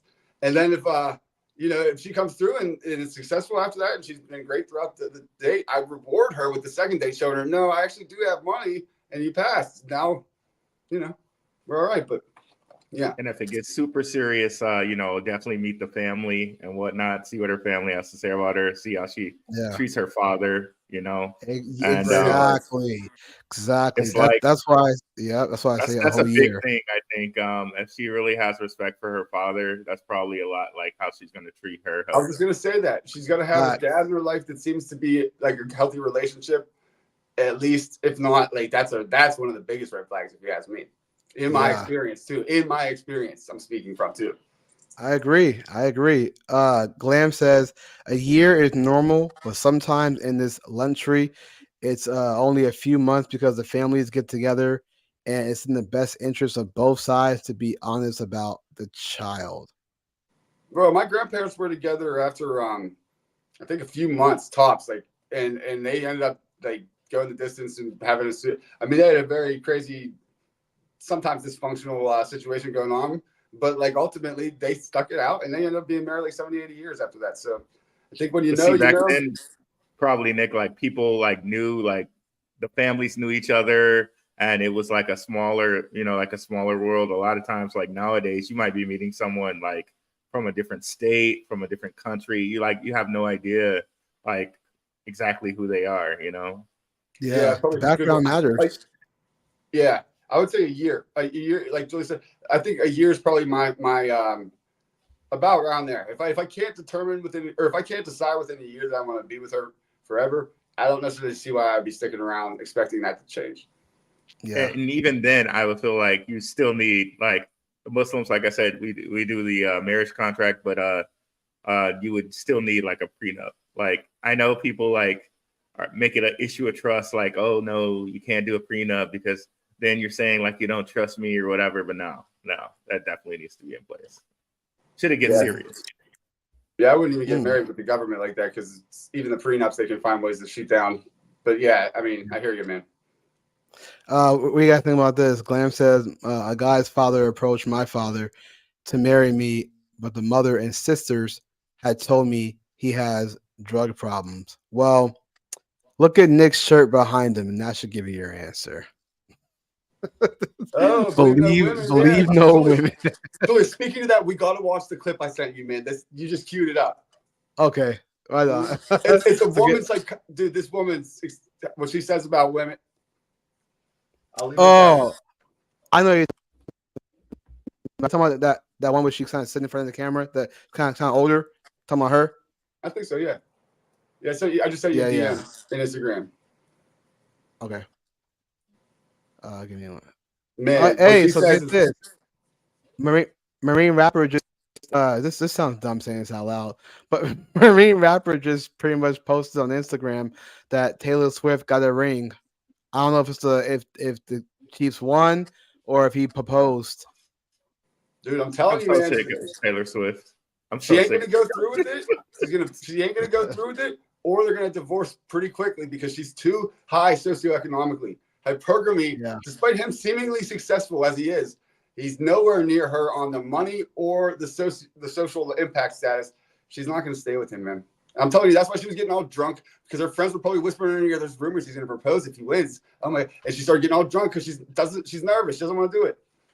Just honestly, I mean, you're not wrong, bro. Because why would you need to get that tipsy? I get it. It's football. You're having fun, but why would you need to get that tipsy? She's never been seen like that. Okay, she's never been seen like acting out a fool like that in public, and it's likely that she knew or had idea that he would be proposing to her. She probably got whispers about it and whatnot, and that's when the drinking started. Honestly, I think Taylor Swift is good for America because it's uniting all men. All men universally think that Taylor Swift is bad for the Super Bowl. It's bad for like nobody, like none of the men actually care that they're showing Taylor Swift. Like it's actually annoying them at this point. Exactly, but you know what? All the ladies do, and that's all they care about. All the women, that's All they the don't care about. money, all the women, throw your hands up at me. There was That's like this their joke theme. I saw, like somebody put a face of like Napoleon Dynamite on Taylor Swift, and like, Oh there's this Lord. picture of Travis Kelce holding her, and it's like Napoleon Dynamite's face. That's horrible. It's hilarious. All right, so here's that video that Nick was talking about. I didn't get a chance. I watched it, but like a while ago when you showed me this, Nick. So I guess it's a married therapist. I was gonna say massage. Married therapist reveals how women move in relationships. Marriage therapist, yeah. This is a woman. Sorry, marriage therapist reveals how women move in relationships. All right, And it's believe no women, bro, all day. All right, here we go. Leave a woman's story in her marriage. Never, she said that.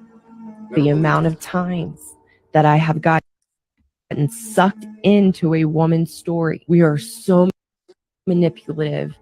We know how to dramatize and exaggerate the circumstances and experiences and then suck someone in to feel sorry for us, to validate us in our victim story.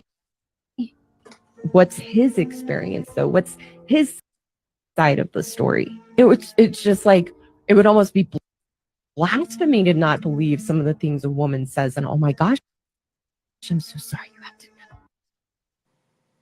never. It'll buffering. Essentially, what she's saying is that, and this is true. When in relationships, because I've commented this on so many like videos I've seen. Woman says one thing, but you want to hear the other side, because she's there to tell you her side. He's a narcissist. He's this. He's that. He's everything I don't like about him. Well, what did you do? I was perfect. Do you know what I mean? So it's like, were you perfect though? Because there obviously was some problem. If you were perfect, then he wouldn't be imperfect in your eyes. If you were perfect, he wouldn't be imperfect. Ruel, thoughts? I mean, I'm sure it's just like you've heard this all before. You know it already. You know, like, and people, ladies, don't get me wrong. There are certain terms with women, like where women can picture like themselves in a bad position. When another woman mentions it, like it doesn't necessarily has to be the truth. Like for instance, abuse, like that word gets thrown around so much when in actuality it may actually not be an abusive situation. Yeah, I would say that emotional abuse is subjective. If it's physical abuse, then obviously the police will get involved and they'll sort it out from there, whether you know it's physical or not. But emotional abuse, like for example with Steven Crowder, the wife saying that it was emotional abuse, and then seeing Candace Owens being like he's a monster. He like just kind of making him seem like this vile dude, all because he might have had some personalities he had behind his show. But I'm just like, to me, it's still subjective, because she's saying it was emotional because he asked her to do something and she wouldn't do it. You know what I mean? That was a setup. It's all emotional. Emotional abuse is always subjective. Now, if it's physical abuse, I think we all can agree because it's physical, right? We all can agree that's not good. But emotional is subjective. I want to read this comment real quick from Melanie. She said every marriage should have a prenuptial, and all kids should be DNA tested before leaving the hospital. I agree with that actually. And it's funny because you have women that I saw trying to get on Andrew about this because Andrew made the case that even though he got with his wife with Rachel, he will still get the test.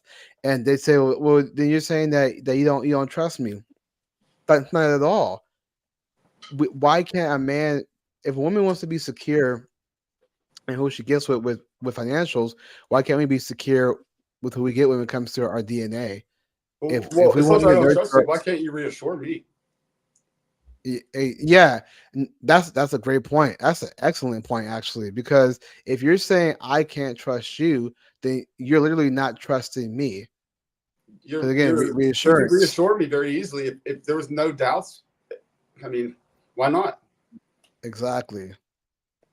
I agree, man. It's a great point.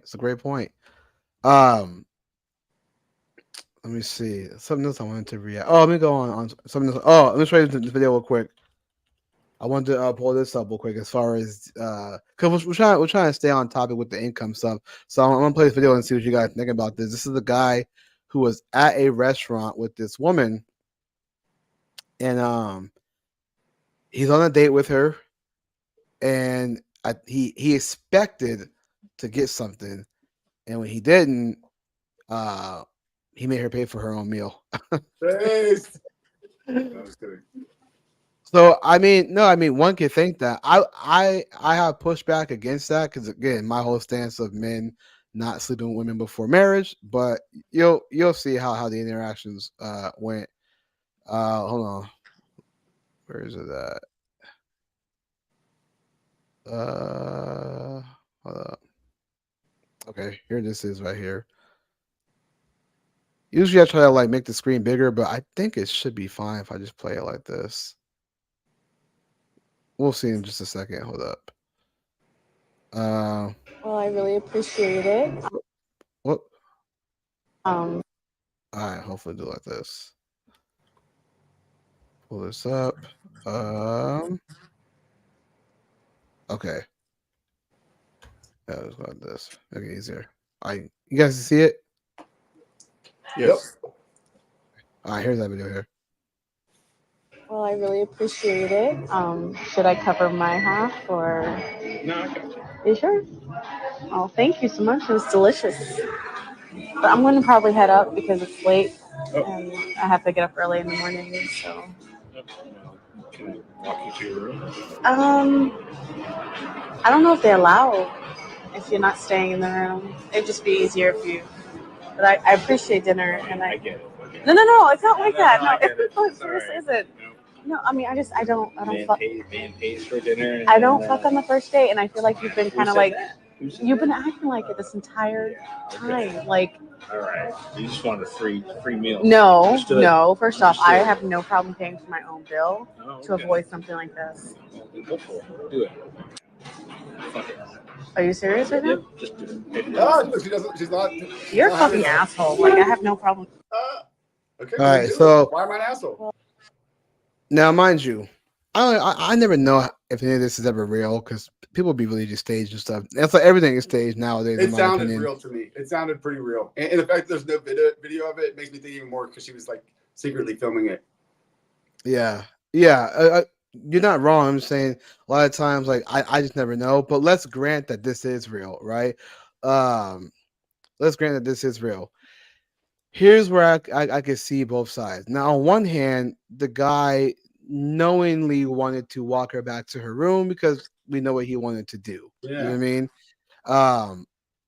Do you think that with the modern man, they think that if I pay, I should be able to slay?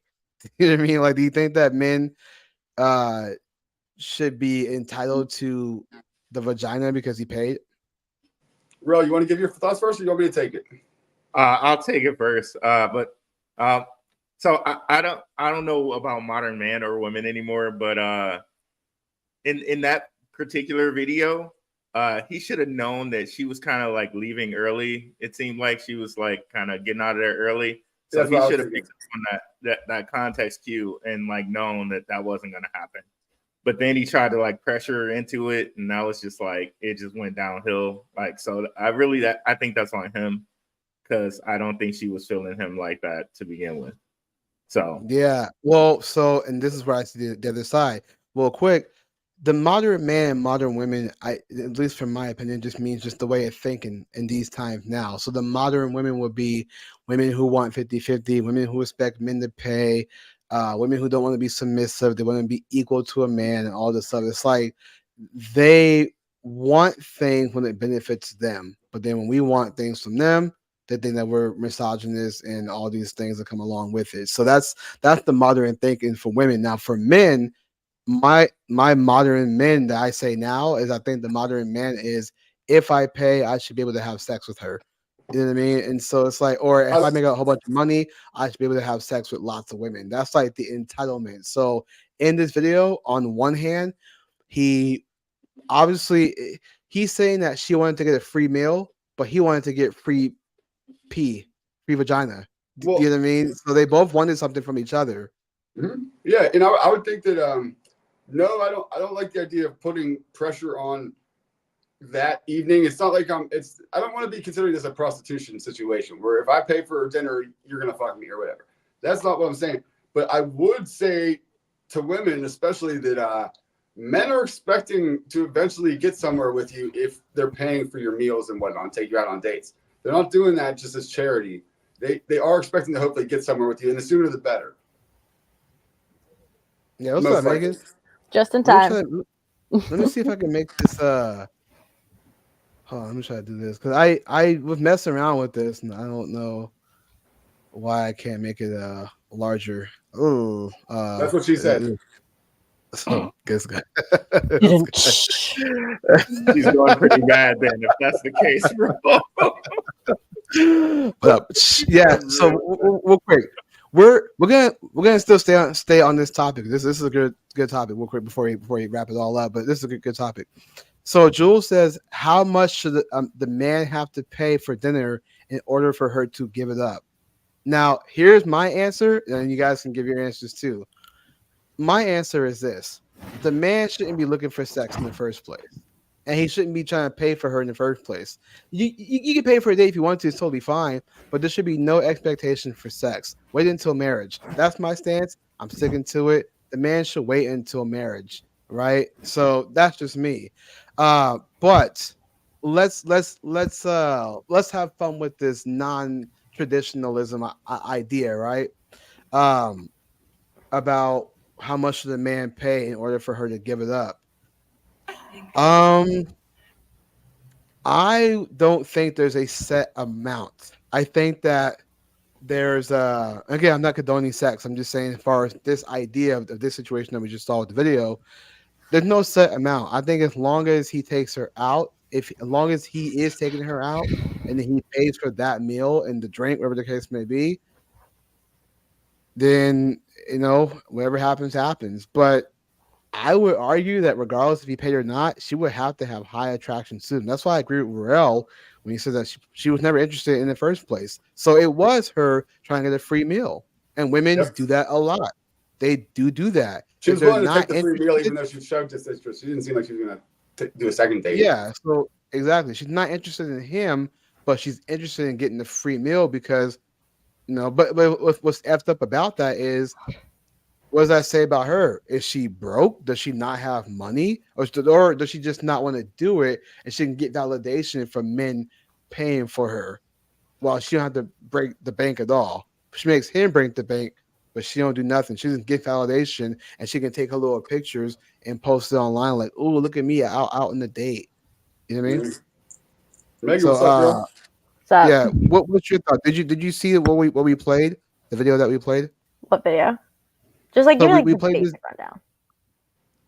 Wait, Crash what? course.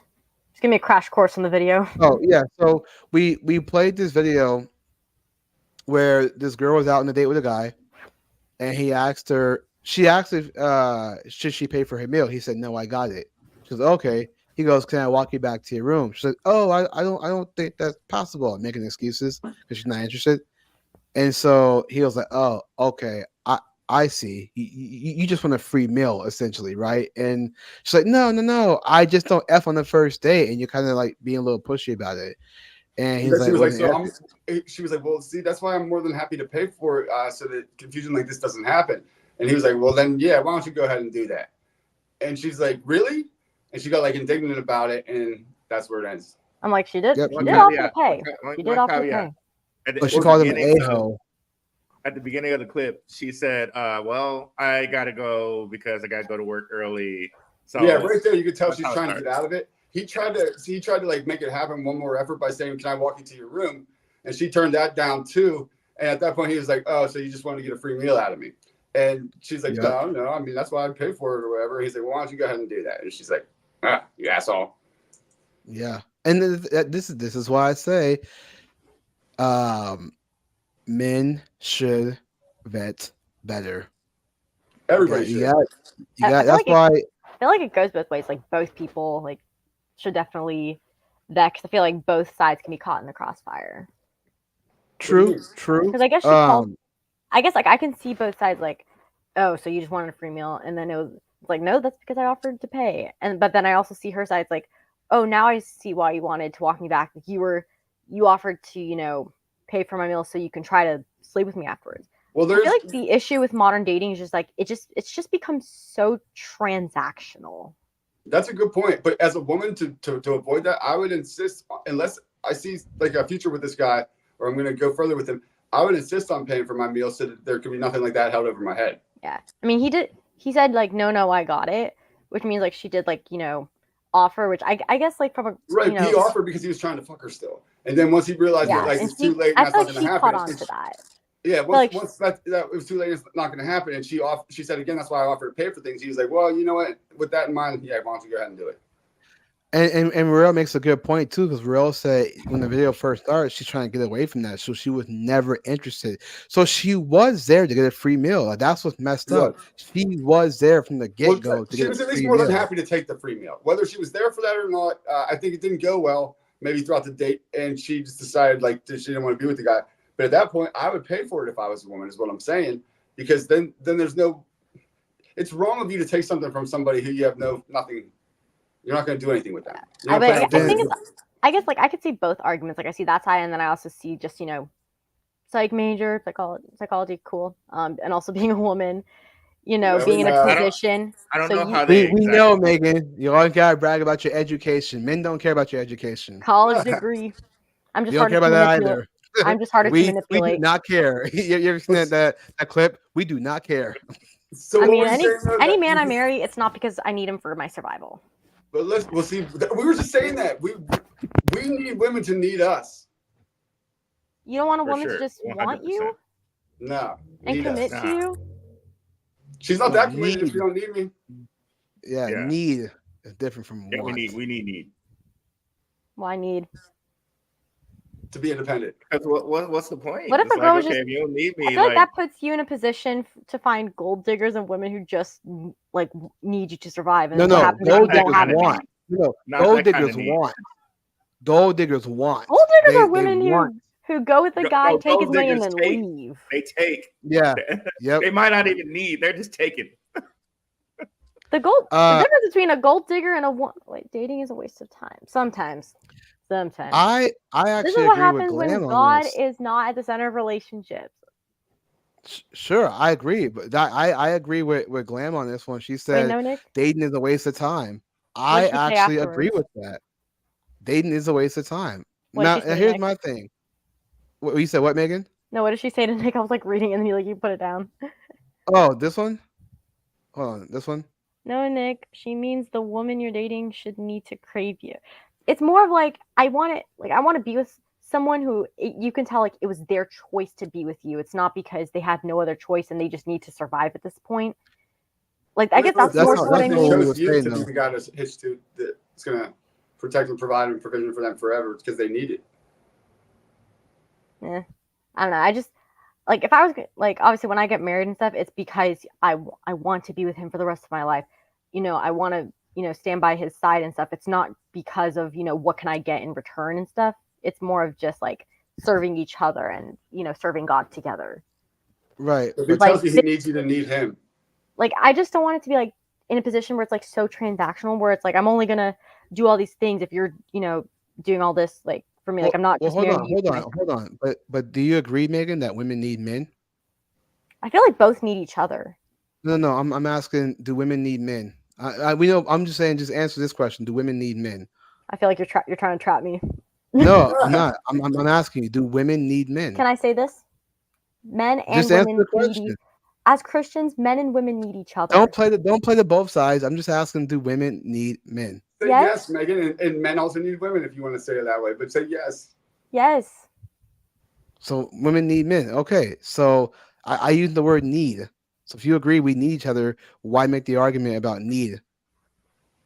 I guess it's more of where, like, back then, women couldn't work, they couldn't have their own bank accounts. So the only way for them to survive is if they got married and had a man, funding them, basically. They also Yeah, didn't but have to do those things because they had a man funding them. It depends how you spin yeah, it. Well, I mean, the- parents don't. Most of the time, you're not gonna. Parents don't outlive you, so there's gonna be a time.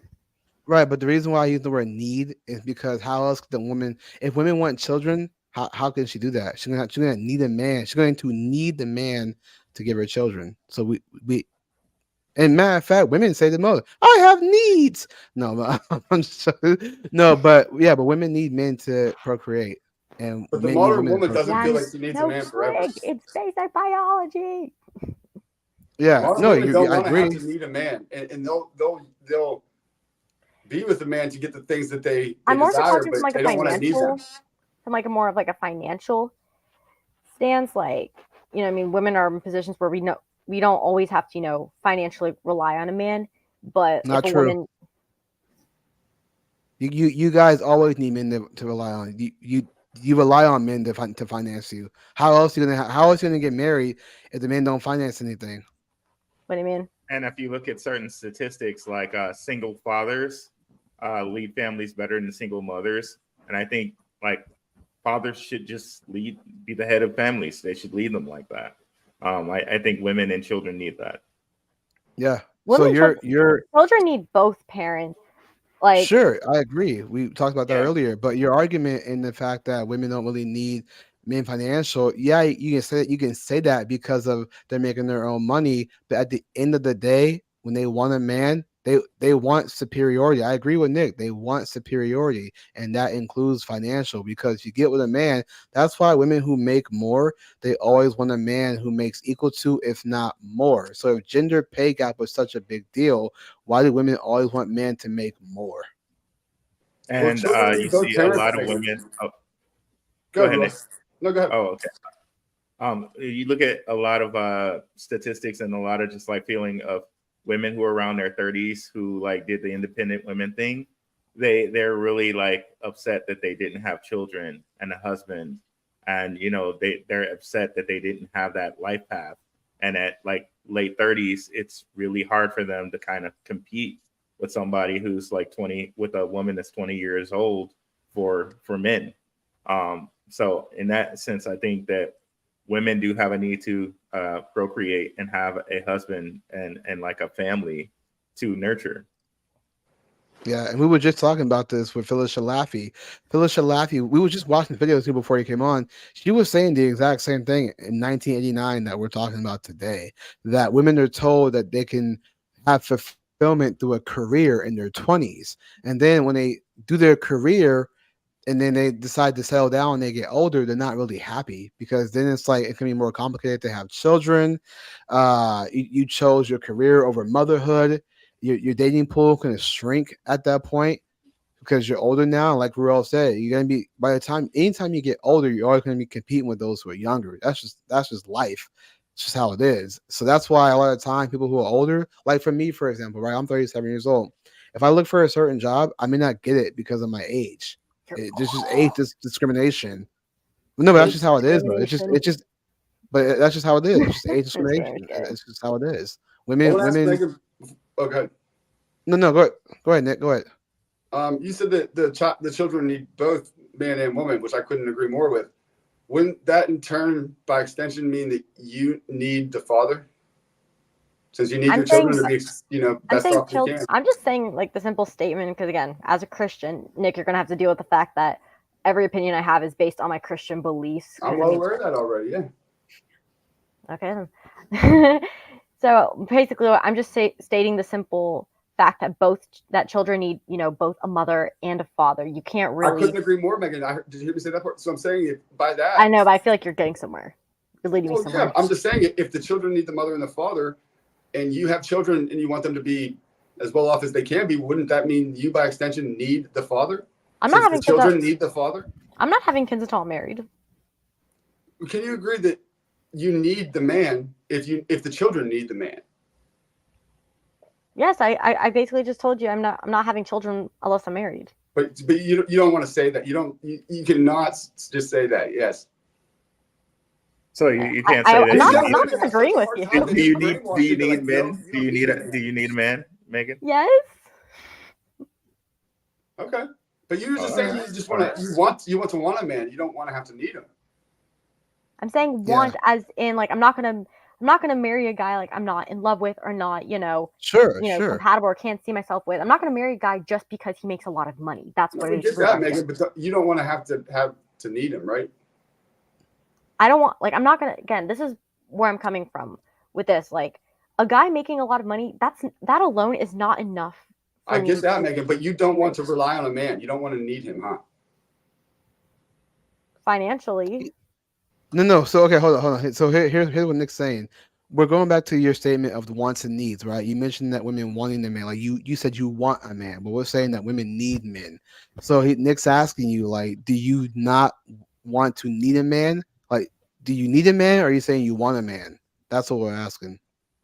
I feel like I'm trying to like word this correctly. Like it shouldn't like I want to need him, but I also mostly want him because it shouldn't just be needing alone. I guess is what I'm trying to say. Yeah, okay. But, I'm following on that actually. Not you don't want to be dependent on him and not into him. Like you want to have chosen to be into him and dependent on him because you're into him. Yeah, basically. And just because a guy, has like a six-figure salary, that's not enough for me to commit my life to someone. You could have terrible character, you could not be a Christian, you I get that. can have, narcissistic tendencies that aren't. Yeah, I think that's where we're getting confused at though, because we all understand that. We know every single woman on this planet will not commit to a guy that they're not in love with. We know that. Women always say, what do women always say? They always say, I will submit to the right guy. We understand that. You will only submit to the right guy. Every guy is different. No, but that's what every woman says. Every single woman says, I will submit to the right guy. That's like universal. So we're just saying that we know that, but we're just saying that isn't it fair to say that women do need men? I never said they didn't. I think what society has boiled things down to today is like, I don't need a man means like, okay, I don't need a man to support me financially.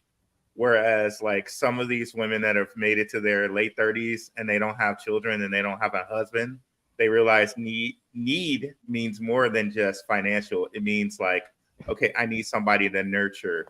I need somebody who knows me when I'm having a bad day. I need somebody to go spend trips on and who like cares for me and who might cook for me and I might cook for. And like we're a family, we're a nurturing unit together. Somebody like that's what need means. I feel like you have to define need. Like you have to define need in like you have to define like what needing is like in this like scenario. Because I feel like most of them they more so mean like they don't need a man solely just to survive. Well, I wanted to, let me I address. think that is it, Megan. They think need means survive monetarily, but it means more than that. Yeah, and I want to address Melanie's comment. I get that what Phyllis Shalapi was saying the past 20 years of her, the 989, but I'm saying what she's saying still resonates today. That's the point I was making about what Phyllis Shalapi was saying. Everything she was saying from the past 20 years about what they told women, it still relates to today. Women are still being told to work, that's fulfilling, but then when they get older, they end up not finding the guy that they want and they end up settling down, which is why they will always say date up and date down. Dating up meaning that she will date a guy equal to or above social economic status. And then if by the time she is older and her dating pool shrinks because she's not getting the guy that she wants, right? So it's like now she has to go for the guy that she needs. And that's gonna be the guy that's gonna be taken care of. But sometimes, often with those needs, when they do date down, it could end up being where infidelity happens. My voice is all raspy. I sound Gavin Newsom right now. But anyways, Hey, but Julius, Do your I got best a problem too, impression. man. Like, you guys can keep. You're always more than welcome to keep going, by the way. But I gotta get going sooner than later. I can't let it get too late. No. Okay, we'll give it about 5 more minutes, Nick. Yeah, and you guys can keep going too. If I mean, I don't want to like ruin it because of me. uh, okay, well, yeah, we'll do like 5-10 minutes, and if Nick has to go, you gotta go. Man, we got like change a whole different days. We can get you on longer, Nick, because I like hearing your thoughts and stuff. So, Yeah, I'm just out here slaving um, away trying to fucking stay afloat. You know what I mean? So I work a lot. dude, I hear you, bro. You know what I'm doing by myself over here? The I music, mean, it's not fun. It's definitely bro. not fun, and it catches up to you after enough nights of like not getting enough sleep. You know what I mean? So I just gotta Julius, You're telling in your me. opinion, mature. Look at these bags, homie. Look at these bags. Bag gang, homie. No. Nick, Julius, in your opinion, uh, what is your top place to go and search for a spouse? What's the best place? That's a pretty good question. yeah, it And I is. Certainly asked, not the club. I can tell you the places not to do it very easily. Yeah, I know. obviously not the I got club. I this don't go on to the that club. I'm a all day Christian. long. As far as like where I would find it, honestly, like I mean, I don't have one, so I don't know. I don't have. I guess I wish I had a better answer for you, but I don't know. I need options. My parents met on a blind date through my dad's second cousin, who's one of my mom's best friends. My sister met her husband in college. Oh, where you in should nursing meet them is on the Age of Men podcast by having them call in. She met her I husband like in the little she met her jab there. husband in nursing Megan school. show. Yeah. Like my Yeah. sister met her husband in nursing The age school. of Megan. No, what was I sending you earlier about that TikTok I sent you? POV, you get Yeah, cheated on by an alpha male. yeah. And We his will name was react to that next time for sure. We'll react to that next time for sure. I want to answer your question real quick before Nick goes. Okay. Here's my honest opinion. I think the best place, if you want to go, if you're trying to mingle and look for somebody, honestly, in my opinion, I say park to go, like when you play basketball, go exercise. Um, uh, not the park near me. well, I mean, but I'm saying in general, right? In general, I'm saying like a park, like if you wherever you might see her play sports, like tennis or something like that. Grocery store, like a Target or like a Trader Joe's. There's always that. Yeah, I mean that's where you can meet women at. You can meet them at Trader Joe's or Target. Have you That's what have it you is. been to Target lately? I mean, aside from the LGBT crap, I get that, They but I all mean, have colored hair. The last time I went to a park near me, there was a giant pro-Palestine rally. I don't think I'm meeting my yeah, husband there. yeah, I mean, I'm saying in general, aside from the extremes, in general, you can go to those kind of places, more wholesome places, like a Whole Foods or something like that. Or if you went to an event, like if there's like like an outdoor park event, you can go there and mingle and something like that. Look for she likes this kind of music. Me, Yeah, see, Megan, probably Sean said it church for right here. Megan. Sean said gym, library, co-ed sports, or some Christian events. See, outside church, see, that's what I was saying, like outside events. So places like Top Golf, yeah, Top Golf is always pretty cool. So I would stick around church. I would ask anybody there if they have any sons, or I don't know. Church would probably be a good place for you to go. I feel like yeah, people just need a good stage of just being in their singleness and learning to be content in their singleness. Because I was like looking at like a sermon and it made me think, if we're not content in our singleness, what makes you think we're gonna be, content, in a relationship? Because if you're not content in your faith, then how can you, like, if your own like God above can't make you feel content, what makes you think that man can make you feel content? real quick before I dive into that, Nick, if you have to go, you gotta run. Do what you gotta do. If you guys want to stay on, Megan and Morel, you guys stay Yeah, on for keep the another. party going. Don't let me stop it. Yeah, because I'm down to continue this conversation. Because there's one more video that I want to react to. Um, I I'll play it real quick, Nick, before you go, because I want you to see this too. Like, I want you to see this guy, because this dude was it's just it's bizarre, bro. I had a good point in what I was saying to this dude. and his story about approaching women, right? This is my argument towards the red pill. When they say you gotta sleep with 50 women to know female nature, I wholeheartedly disagree because this video will prove that you don't need to have sex to know female nature. So let me just pull this up real quick. And while you're pulling that up, I completely disagree with Megan, but I'm not going to explain it tonight. We can get into it next time. What are we disagreeing on? The thing that like you should just be good when you're on your own, like single and established. It's more like learning to be like content with that because I don't know. Oh yeah, I disagree. no, they took the video down. Ah, Oh, amazing. The person who posted it took the video. Oh my god, that was such a good video. Oh, why did I take it down? So stupid. Okay, let me explain real quick. So it's so whack. So this guy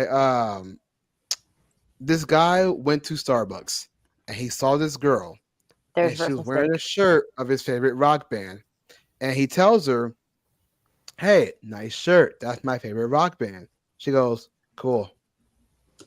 And then she goes inside and she ordered the same exact drink that he gets.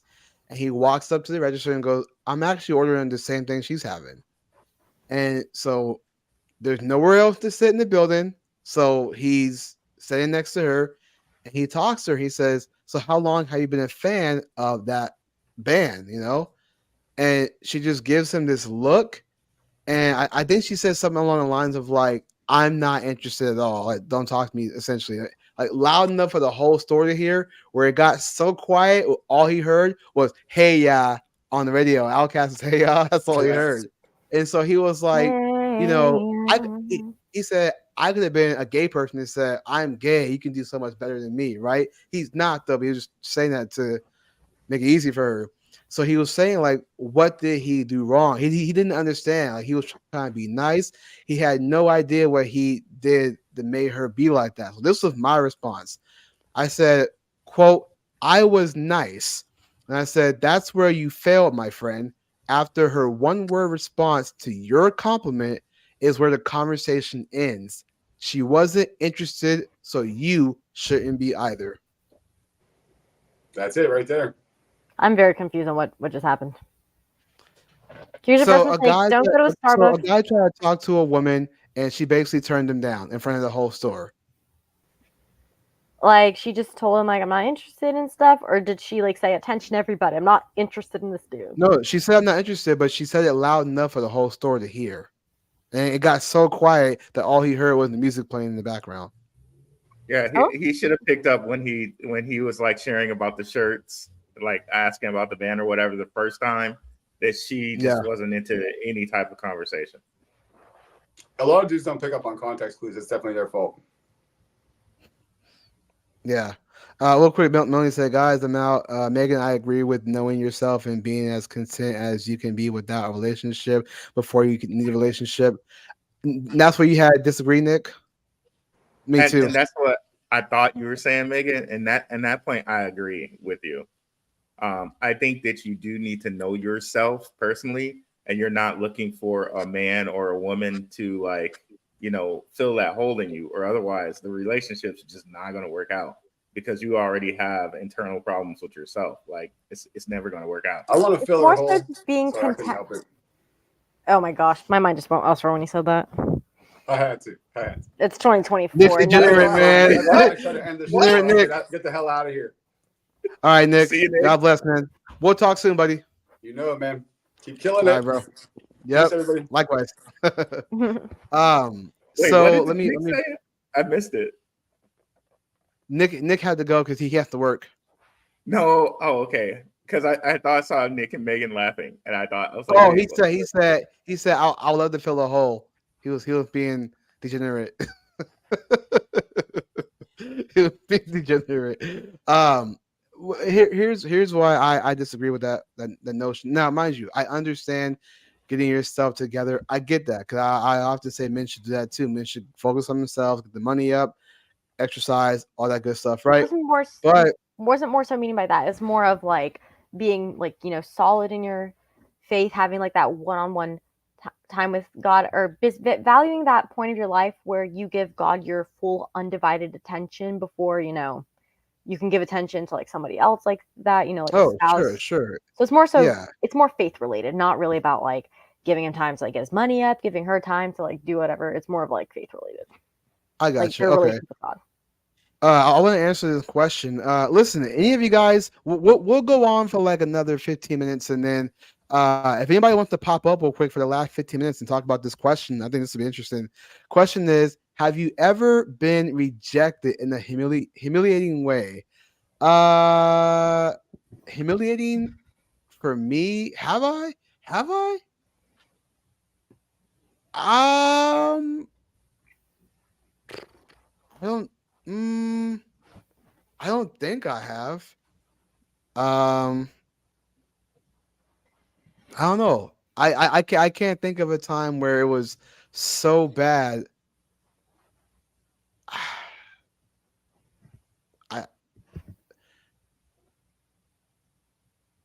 I I I gotta think real quick. Megan, go ahead. If you got a story, go ahead.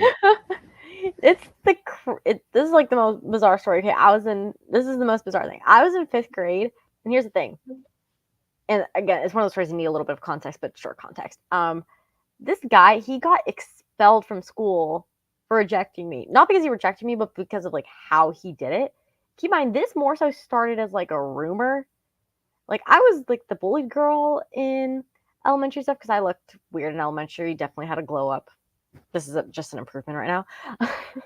But he heard, like I was the awkward girl allegedly, and he heard from somebody that I liked him, or they was like, "Oh, she likes you" and stuff. He literally pushed me into like, "No, I don't like you. You're ugly." Like he literally, it was more so the fact that he like physically pushed me. He was like a troubled kid. Like this wasn't like his first time doing something like bad. I guess this was just the final straw. And for a while, like his small like friend group blamed me for him, getting expelled and stuff. He's like, just because he's not interested. I'm like, you realize if we were 20 years older, I could press charges on him. Like if we were 20 years older, I could literally press charges on him for what he did. And it'd be in my favor. Well, somebody, Glam said, I see why you were bullied, Megan. What? That's hilarious. Why is everyone being so mean to me now? So I believe you my damn self. Why would you say that, Glam? I'm curious to know why you say that. Look, if I had to give a humiliating story, right? It wasn't in front of everybody, but if I had to say something that was like humiliating for me, I would say if I can recall maybe a time where Julius and Varel do not care. That is funny. If I can, okay, so I know, I think I can remember when I was in high school. I remember I liked this girl, and I talked to her here and there, and then I asked her if she would be my girlfriend. And I remember it was like 4th period, I think it was. 'Cause at lunchtime, I asked her if she wanted to be my girlfriend, and I think she said yes, but like wasn't really sure. And so then by 5th period, she came up to me and said, "I don't want to be your girlfriend." And I was like, "Oh, okay." And I was like, "Man, maybe I just don't have no game." So that was like the shortest relationship I ever had, from one period to the next. And so I was just like, that sucks, you know? But yeah, I mean, I guess that was like humiliating for me because I was just like, man, I guess I have no riz. So to break up with me that quick, and mind you, I even do anything. I asked her out. She said yes. Went to my class. I was kind of happy. Next thing you know, she broke up with me in the next period, and I was like, huh. That is the most Hey. middle school thing I've ever heard. That happened in high school. That was the most So high school thing I've ever heard.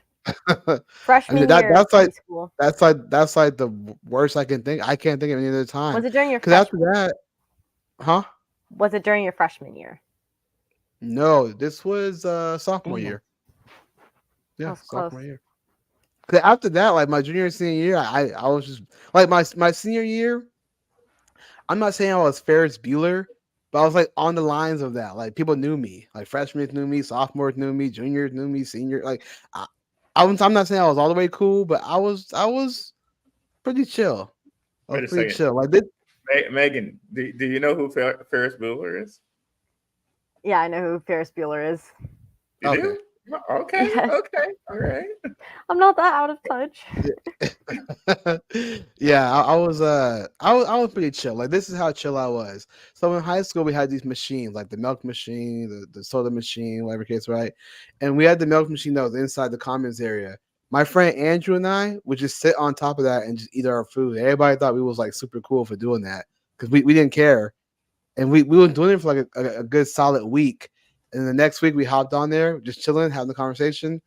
And then the school security, the campus security was like, "You guys gotta get down from there." I was like, "Come on, bro, we just eating food." No, you gotta get down. I was like, "All right." Everybody thought we was cool for doing that, so I don't know. We just didn't care.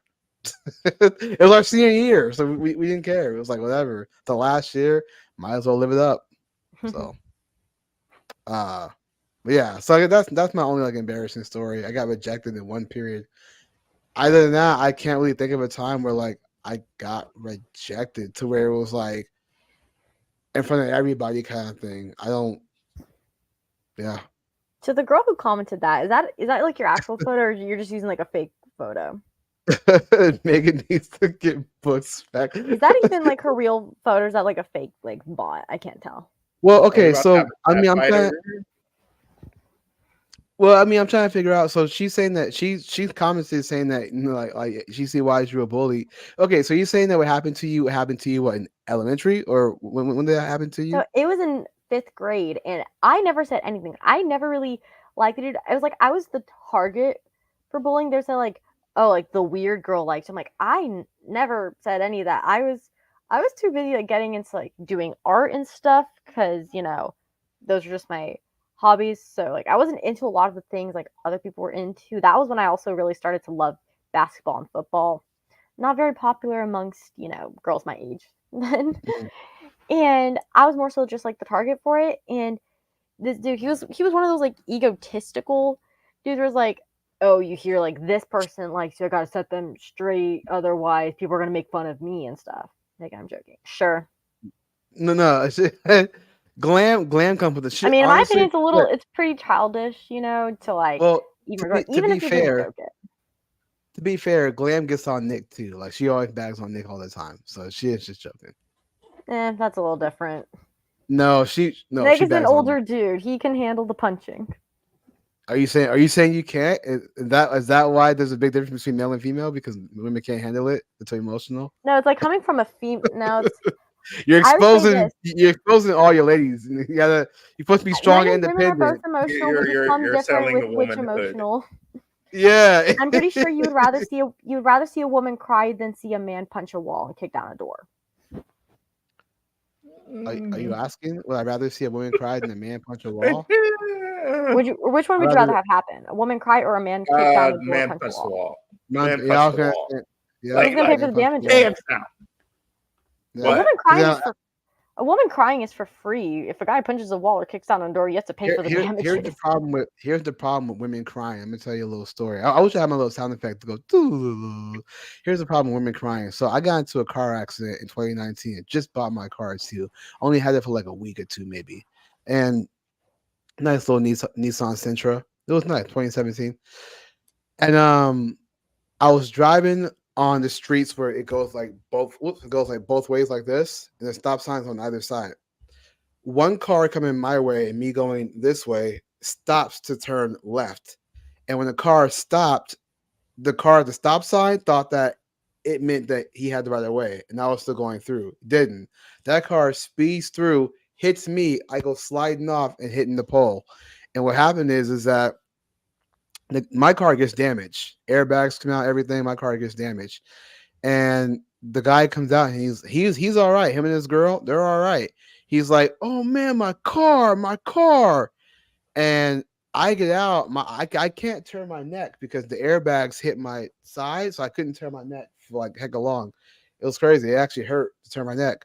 I get out and I see the chick crying on the ground, and everybody in that neighborhood goes to her. Are you okay? Are you hurt? And I get out and I was like, I was trying to like bring attention to me. I was like, my car is damaged. I can't turn my neck. Ah.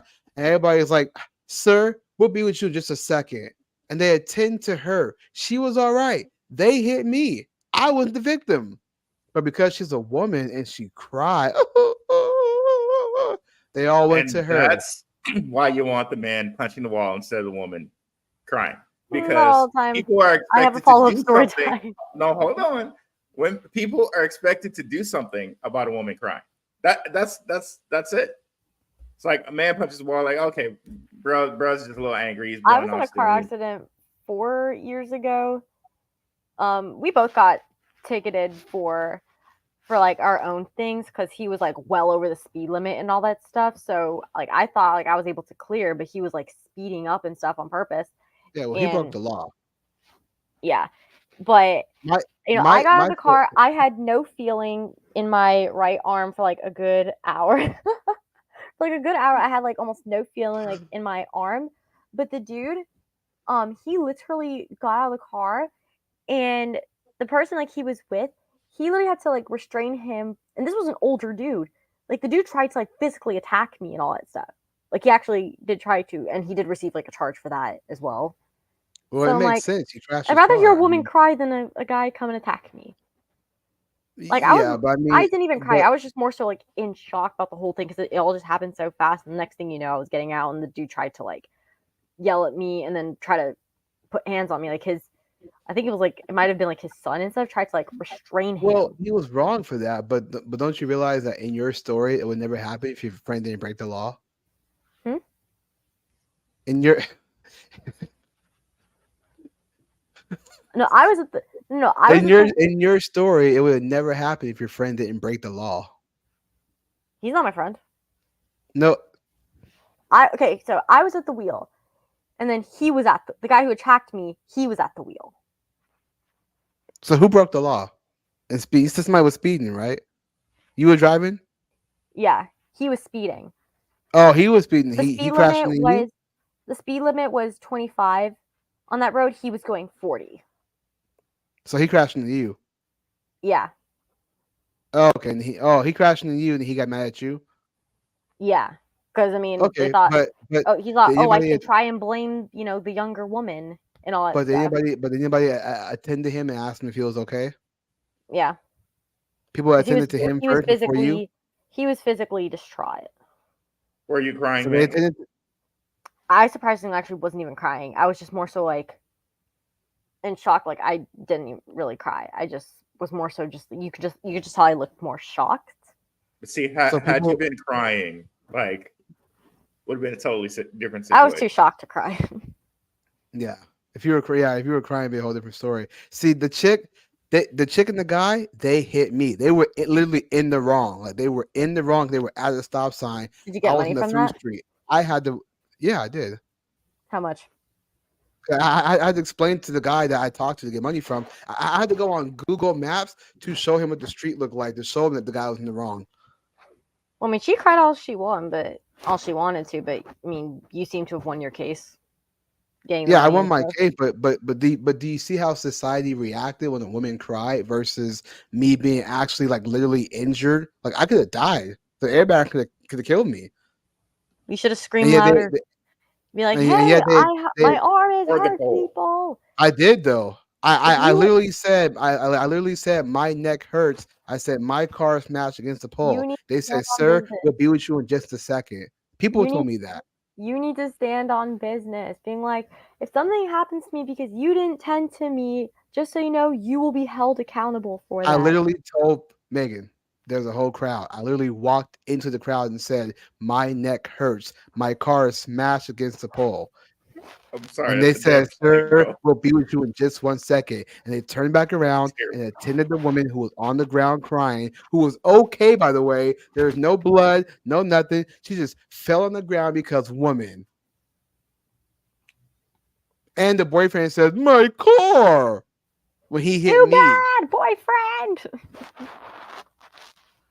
I guess like if I was in your situation, I would let them know that like this hurts, and if this something happens to me and you don't tend to me quick enough, I will hold you accountable because there is such thing as negligence. And listen. I'm not saying that. I'm not trying to play the I feel like I victim should have here. been there, Julius. I No, I would. listen. My dad's I'm best not. friend is a police officer. I would have. I got you. I got you. I'm I'm not joking. I appreciate that. I'm not trying to play victim. I'm just stating that the fact that this is how people acted when a woman cried, and I was the one who was injured, like literally injured. I couldn't turn my neck at all. It hella hurt. So I'm just saying this is what it is. Like women can just fake cry, people just fall for it. If, I if mean, I You was know if I what? was did you crying, include? they probably call me a B word if I was crying. Oh, he's got a little B That's crying in the car terrible. accident. I'd be more hurt if you called me a It's Democrat such a than if second you called me the society. B word. Just saying. Wait, what happened? I'd be more hurt if you called me a Democrat than if you called me a B word. That's just the truth. Oh Lord. I'm not even joking. Have you seen the video of the little girl? She's like, "Daddy called me a Democrat." Like I But you would know more. what? This is But do you guys exactly see the how? video that you were playing when you were playing the therapist, where she was like, women are so like all it takes is a woman crying, and Yeah, whole situation is agreed. different. Julius, I should have been there with you because if I was in your position, I mean, I guess I'm more of like those stand on business type of people. I'm like, this hurts.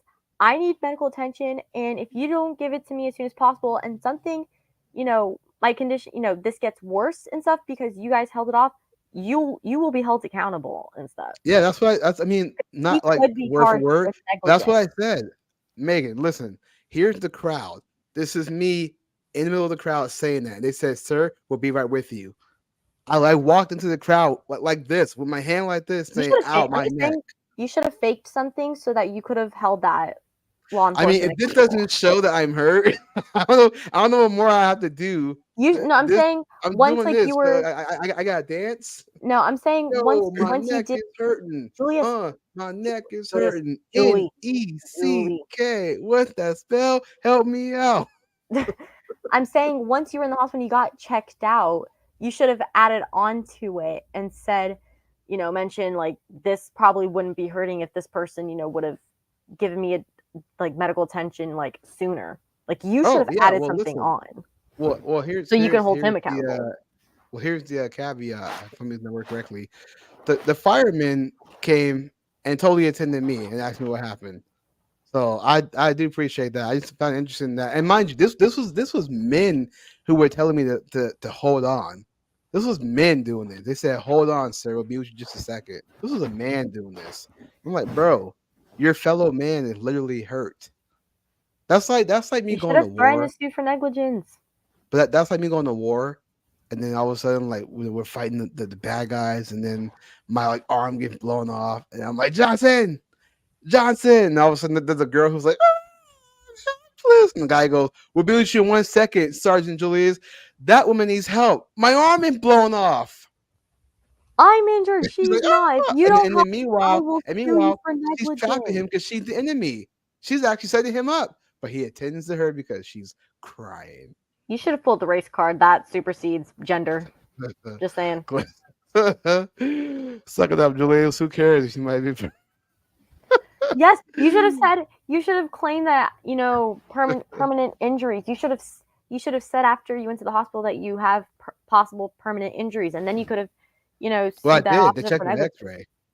They checked my X-ray. I was pretty bruised up. I So could have forged an X-ray for you. to Glam real quick. Get that Listen, extra 100,000. yeah, to Glam. Listen, real quick. I did suck it up, not like that, but I did. That sounds weird. I did toughen up. That sounded weird. I did toughen up. I was fine about it. I just noticed people's reaction. Like, I noticed when the woman was crying, they all attended to her. I was totally fine. Yeah, my neck was hurting. 'Cause I wanted to get 911. Blah blah blah. Cause my phone got destroyed. But yeah, I was totally fine. I just I'm noticed that people attended the woman because she was crying because she fell on the street crying, and they were the ones who ran into me. They didn't say, "Oh, yeah. this guy cool." Not a single person asked me if I was all right. It took to the fire department coming to say, "Hey, man, you all right?" I feel like No, I yeah, would I just been gotta. straight game three. I guess in my position, like in my situation, I would have much rather had a crying woman than an older man trying to come and physically attack me. I gotta take off, guys. I'll see you guys later. Have a good one. All right, see you, Bye. man. Appreciate you, man. God bless, man. I mean, you might think my story's insane, but you're forgetting I live in Florida where a lot of crazy people live. Mm, I feel like it's a yeah. crazy people sanctuary sometimes. Um. Okay. So, any final thoughts, Megan? Come and wrap it up. Any final thoughts you wanna give to the show?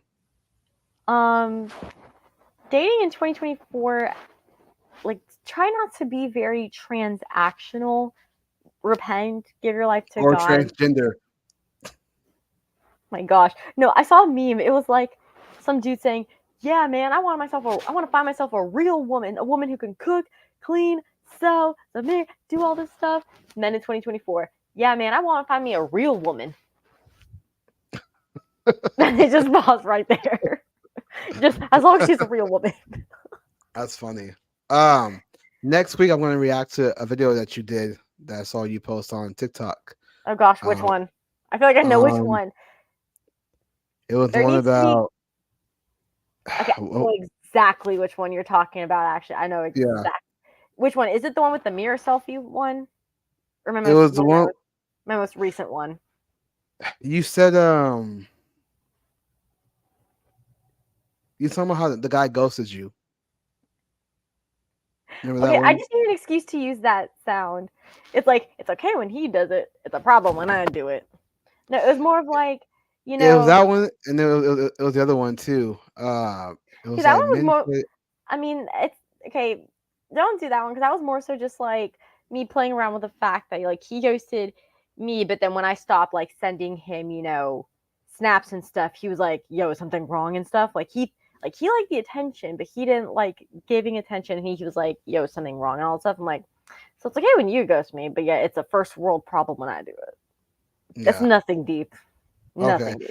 But there's something else too. You was like there's another one you said like a man said they want men say they want a Okay, woman to be I will give submissive. context live because that one, like, I will definitely give context because I feel like people. Yeah. So Megan seems likely done with men in 2024. Not entirely, not entirely, Well, not here entirely. here's my final thoughts on what I have to say. This is my thing. If you are somebody who's had promiscuous sex, I think you should repent and hold off on sex until marriage. Wait for meet somebody who's also. If you're a woman and you had sex, you should repent and you should hold off until marriage. Meet a guy who is loves God, loves his family. Who prays over Um, you, and wants to grow their faith with you. yeah, yeah, yeah. Just find you a godly man that he politically he's politically moral and he's biblically moral. And then if you're a man having promiscuous sex, a lot of men would disagree with me, but I think men should wait until marriage too. I think that to me you're better as a leader if you take care of yourself, get your money up, get in shape, do all that, take care of your family, and wait until marriage. I think you can lead a family better that way. People always say that they want experience when it comes to sex. I disagree. I think the experience ends up destroying relationships because you're giving your body up. And if it's that easy for a woman to give it up, you don't think she's gonna give it up to somebody else just that easily? And So don't pursue a woman for the sole purpose of trying to get something out of her. Why does the government need to be a part of marriage? It's yeah, not they a part of the shouldn't it's get not a married to the part of church. well, it's not a part of the marriage itself, but for example, like when my parents, got married, like, well, they got married legally, like, in court first, then they had their wedding. By them, like, doing it, in the court, by law, my mom is considered my dad's legal legally his immediate family. And any kids that they have together will be considered immediate family. Because I feel like people forget, like, the significance behind it. Again, it's not just a piece of paper, it's a title that affects a lot of things in your life. And it's more of Yeah, but like the government getting the involved is a government bad and law thing. recognizing my mom as his, Yeah, immediate but the government family. getting involved is bad. The government should never be involved. You should get married to a church, not the government. Well, I mean, they got married, like, in the church too, but it's also just like, by law, if something were to happen, to my dad Mm, per se, like, if my mother wasn't married to him, she would not be able to, like, visit him in the hospital, especially if my dad's parents didn't like my mom. If they weren't married, she would have no legal right to, yeah. be in Oh, a hospital also room with too, them. let me answer this question for Joel. Just to finish that question, the reason why the government gets involved is because it's nowadays it seems like it's an incentivization for women to leave men. Oftentimes, the government tends to favor women over men, so they tend to incentivize. As a matter of fact, that's what Melanie was saying earlier. It's one of the reasons why the whole feminist movement took place because they wanted equality, and so when women got divorced, they wanted women to have something to maintain. They wanted women to get something monetarily through divorces. So when the whole point with the government getting involved is to incentivize women. So therefore, when they get married, there's a reason to leave. Should they get bored or something happens that can be easily fixable, like, oh, I feel out of love with him and things like that. Now they're incentivized to leave. So I think that's why government got involved. It's anytime government gets involved, it's always to break up the family. It's never to Don't keep get the family. married in a no then just don't get married in a no fault state. Get married in Glenn, a state get married in a state where there's no such thing as no fault, like, someone has to, like, actually be a fault, and even then it has to be for, like, actual, reasons. yeah, well, quick. My beanie is on my bed. Actually, both my beanies is on my bed. So I kind of did my hair, kind of grew myself up today. So I don't want to wear a beanie that messes it all up, mess up these beautiful locks that I have. Just kidding.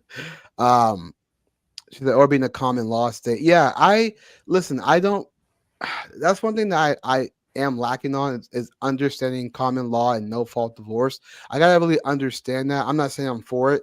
I just gotta understand it 'cause I don't really know it that well. But no fault divorce always doesn't seem to play out well.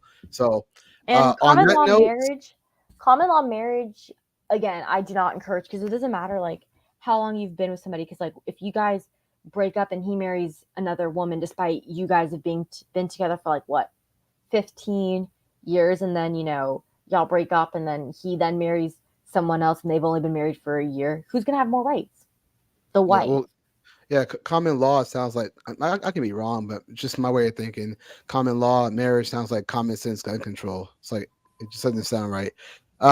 It's like if they've Well, on lived, that, and, basically, if they're doing the stuff that married people do and stuff, then they'd be considered married. But it's like, it doesn't matter, because there's, like, a time frame that has to play into, common law marriage. But if y'all break up and then, he marries somebody else and then something happens to him, who's gonna have more rights to see him? The wife. yeah, yeah, I gotta Even if look they have more into it. kids, the wife is gonna have more rights than the baby mama by law. Yeah, well, that's why I say I gotta look more into it. Not that I gotta look more into it to defend it, but I want to look more into it. So if I ever argue that come to that point of the argument, I can kind of use that and say, well, this is what it's like for against men or something like that. Jules said it's the principles of fundamental law for common law, usually 5 years. Yeah, I gotta look more into it. I'm not saying you guys are wrong. On that note, I'm gonna get going. Megan, appreciate you having you on. Varel too. Jewel tried coming on, but was problems with the audio. So appreciate that. All you guys who came on, appreciate you. Shout out to Rosita because she was on earlier. Appreciate her for coming on. Great conversation. Megan, where can the folks find you at and all that good stuff? Yep, just my username right here on most platforms. That's pretty much just my username. All right. You guys can follow me also all social media platforms. The links are down below. If you guys want to donate to Age of Men so we can give you guys better quality content, You guys can do so. Cash App is down there. Any questions you guys have, any content you want to show us to react to, you want to be a guest on the show, you can always email us or you can DM us on Instagram.com/Age of Men podcast. Until then, appreciate you guys. God bless. And yeah, see you next time. Wait until marriage. And See ya. repent.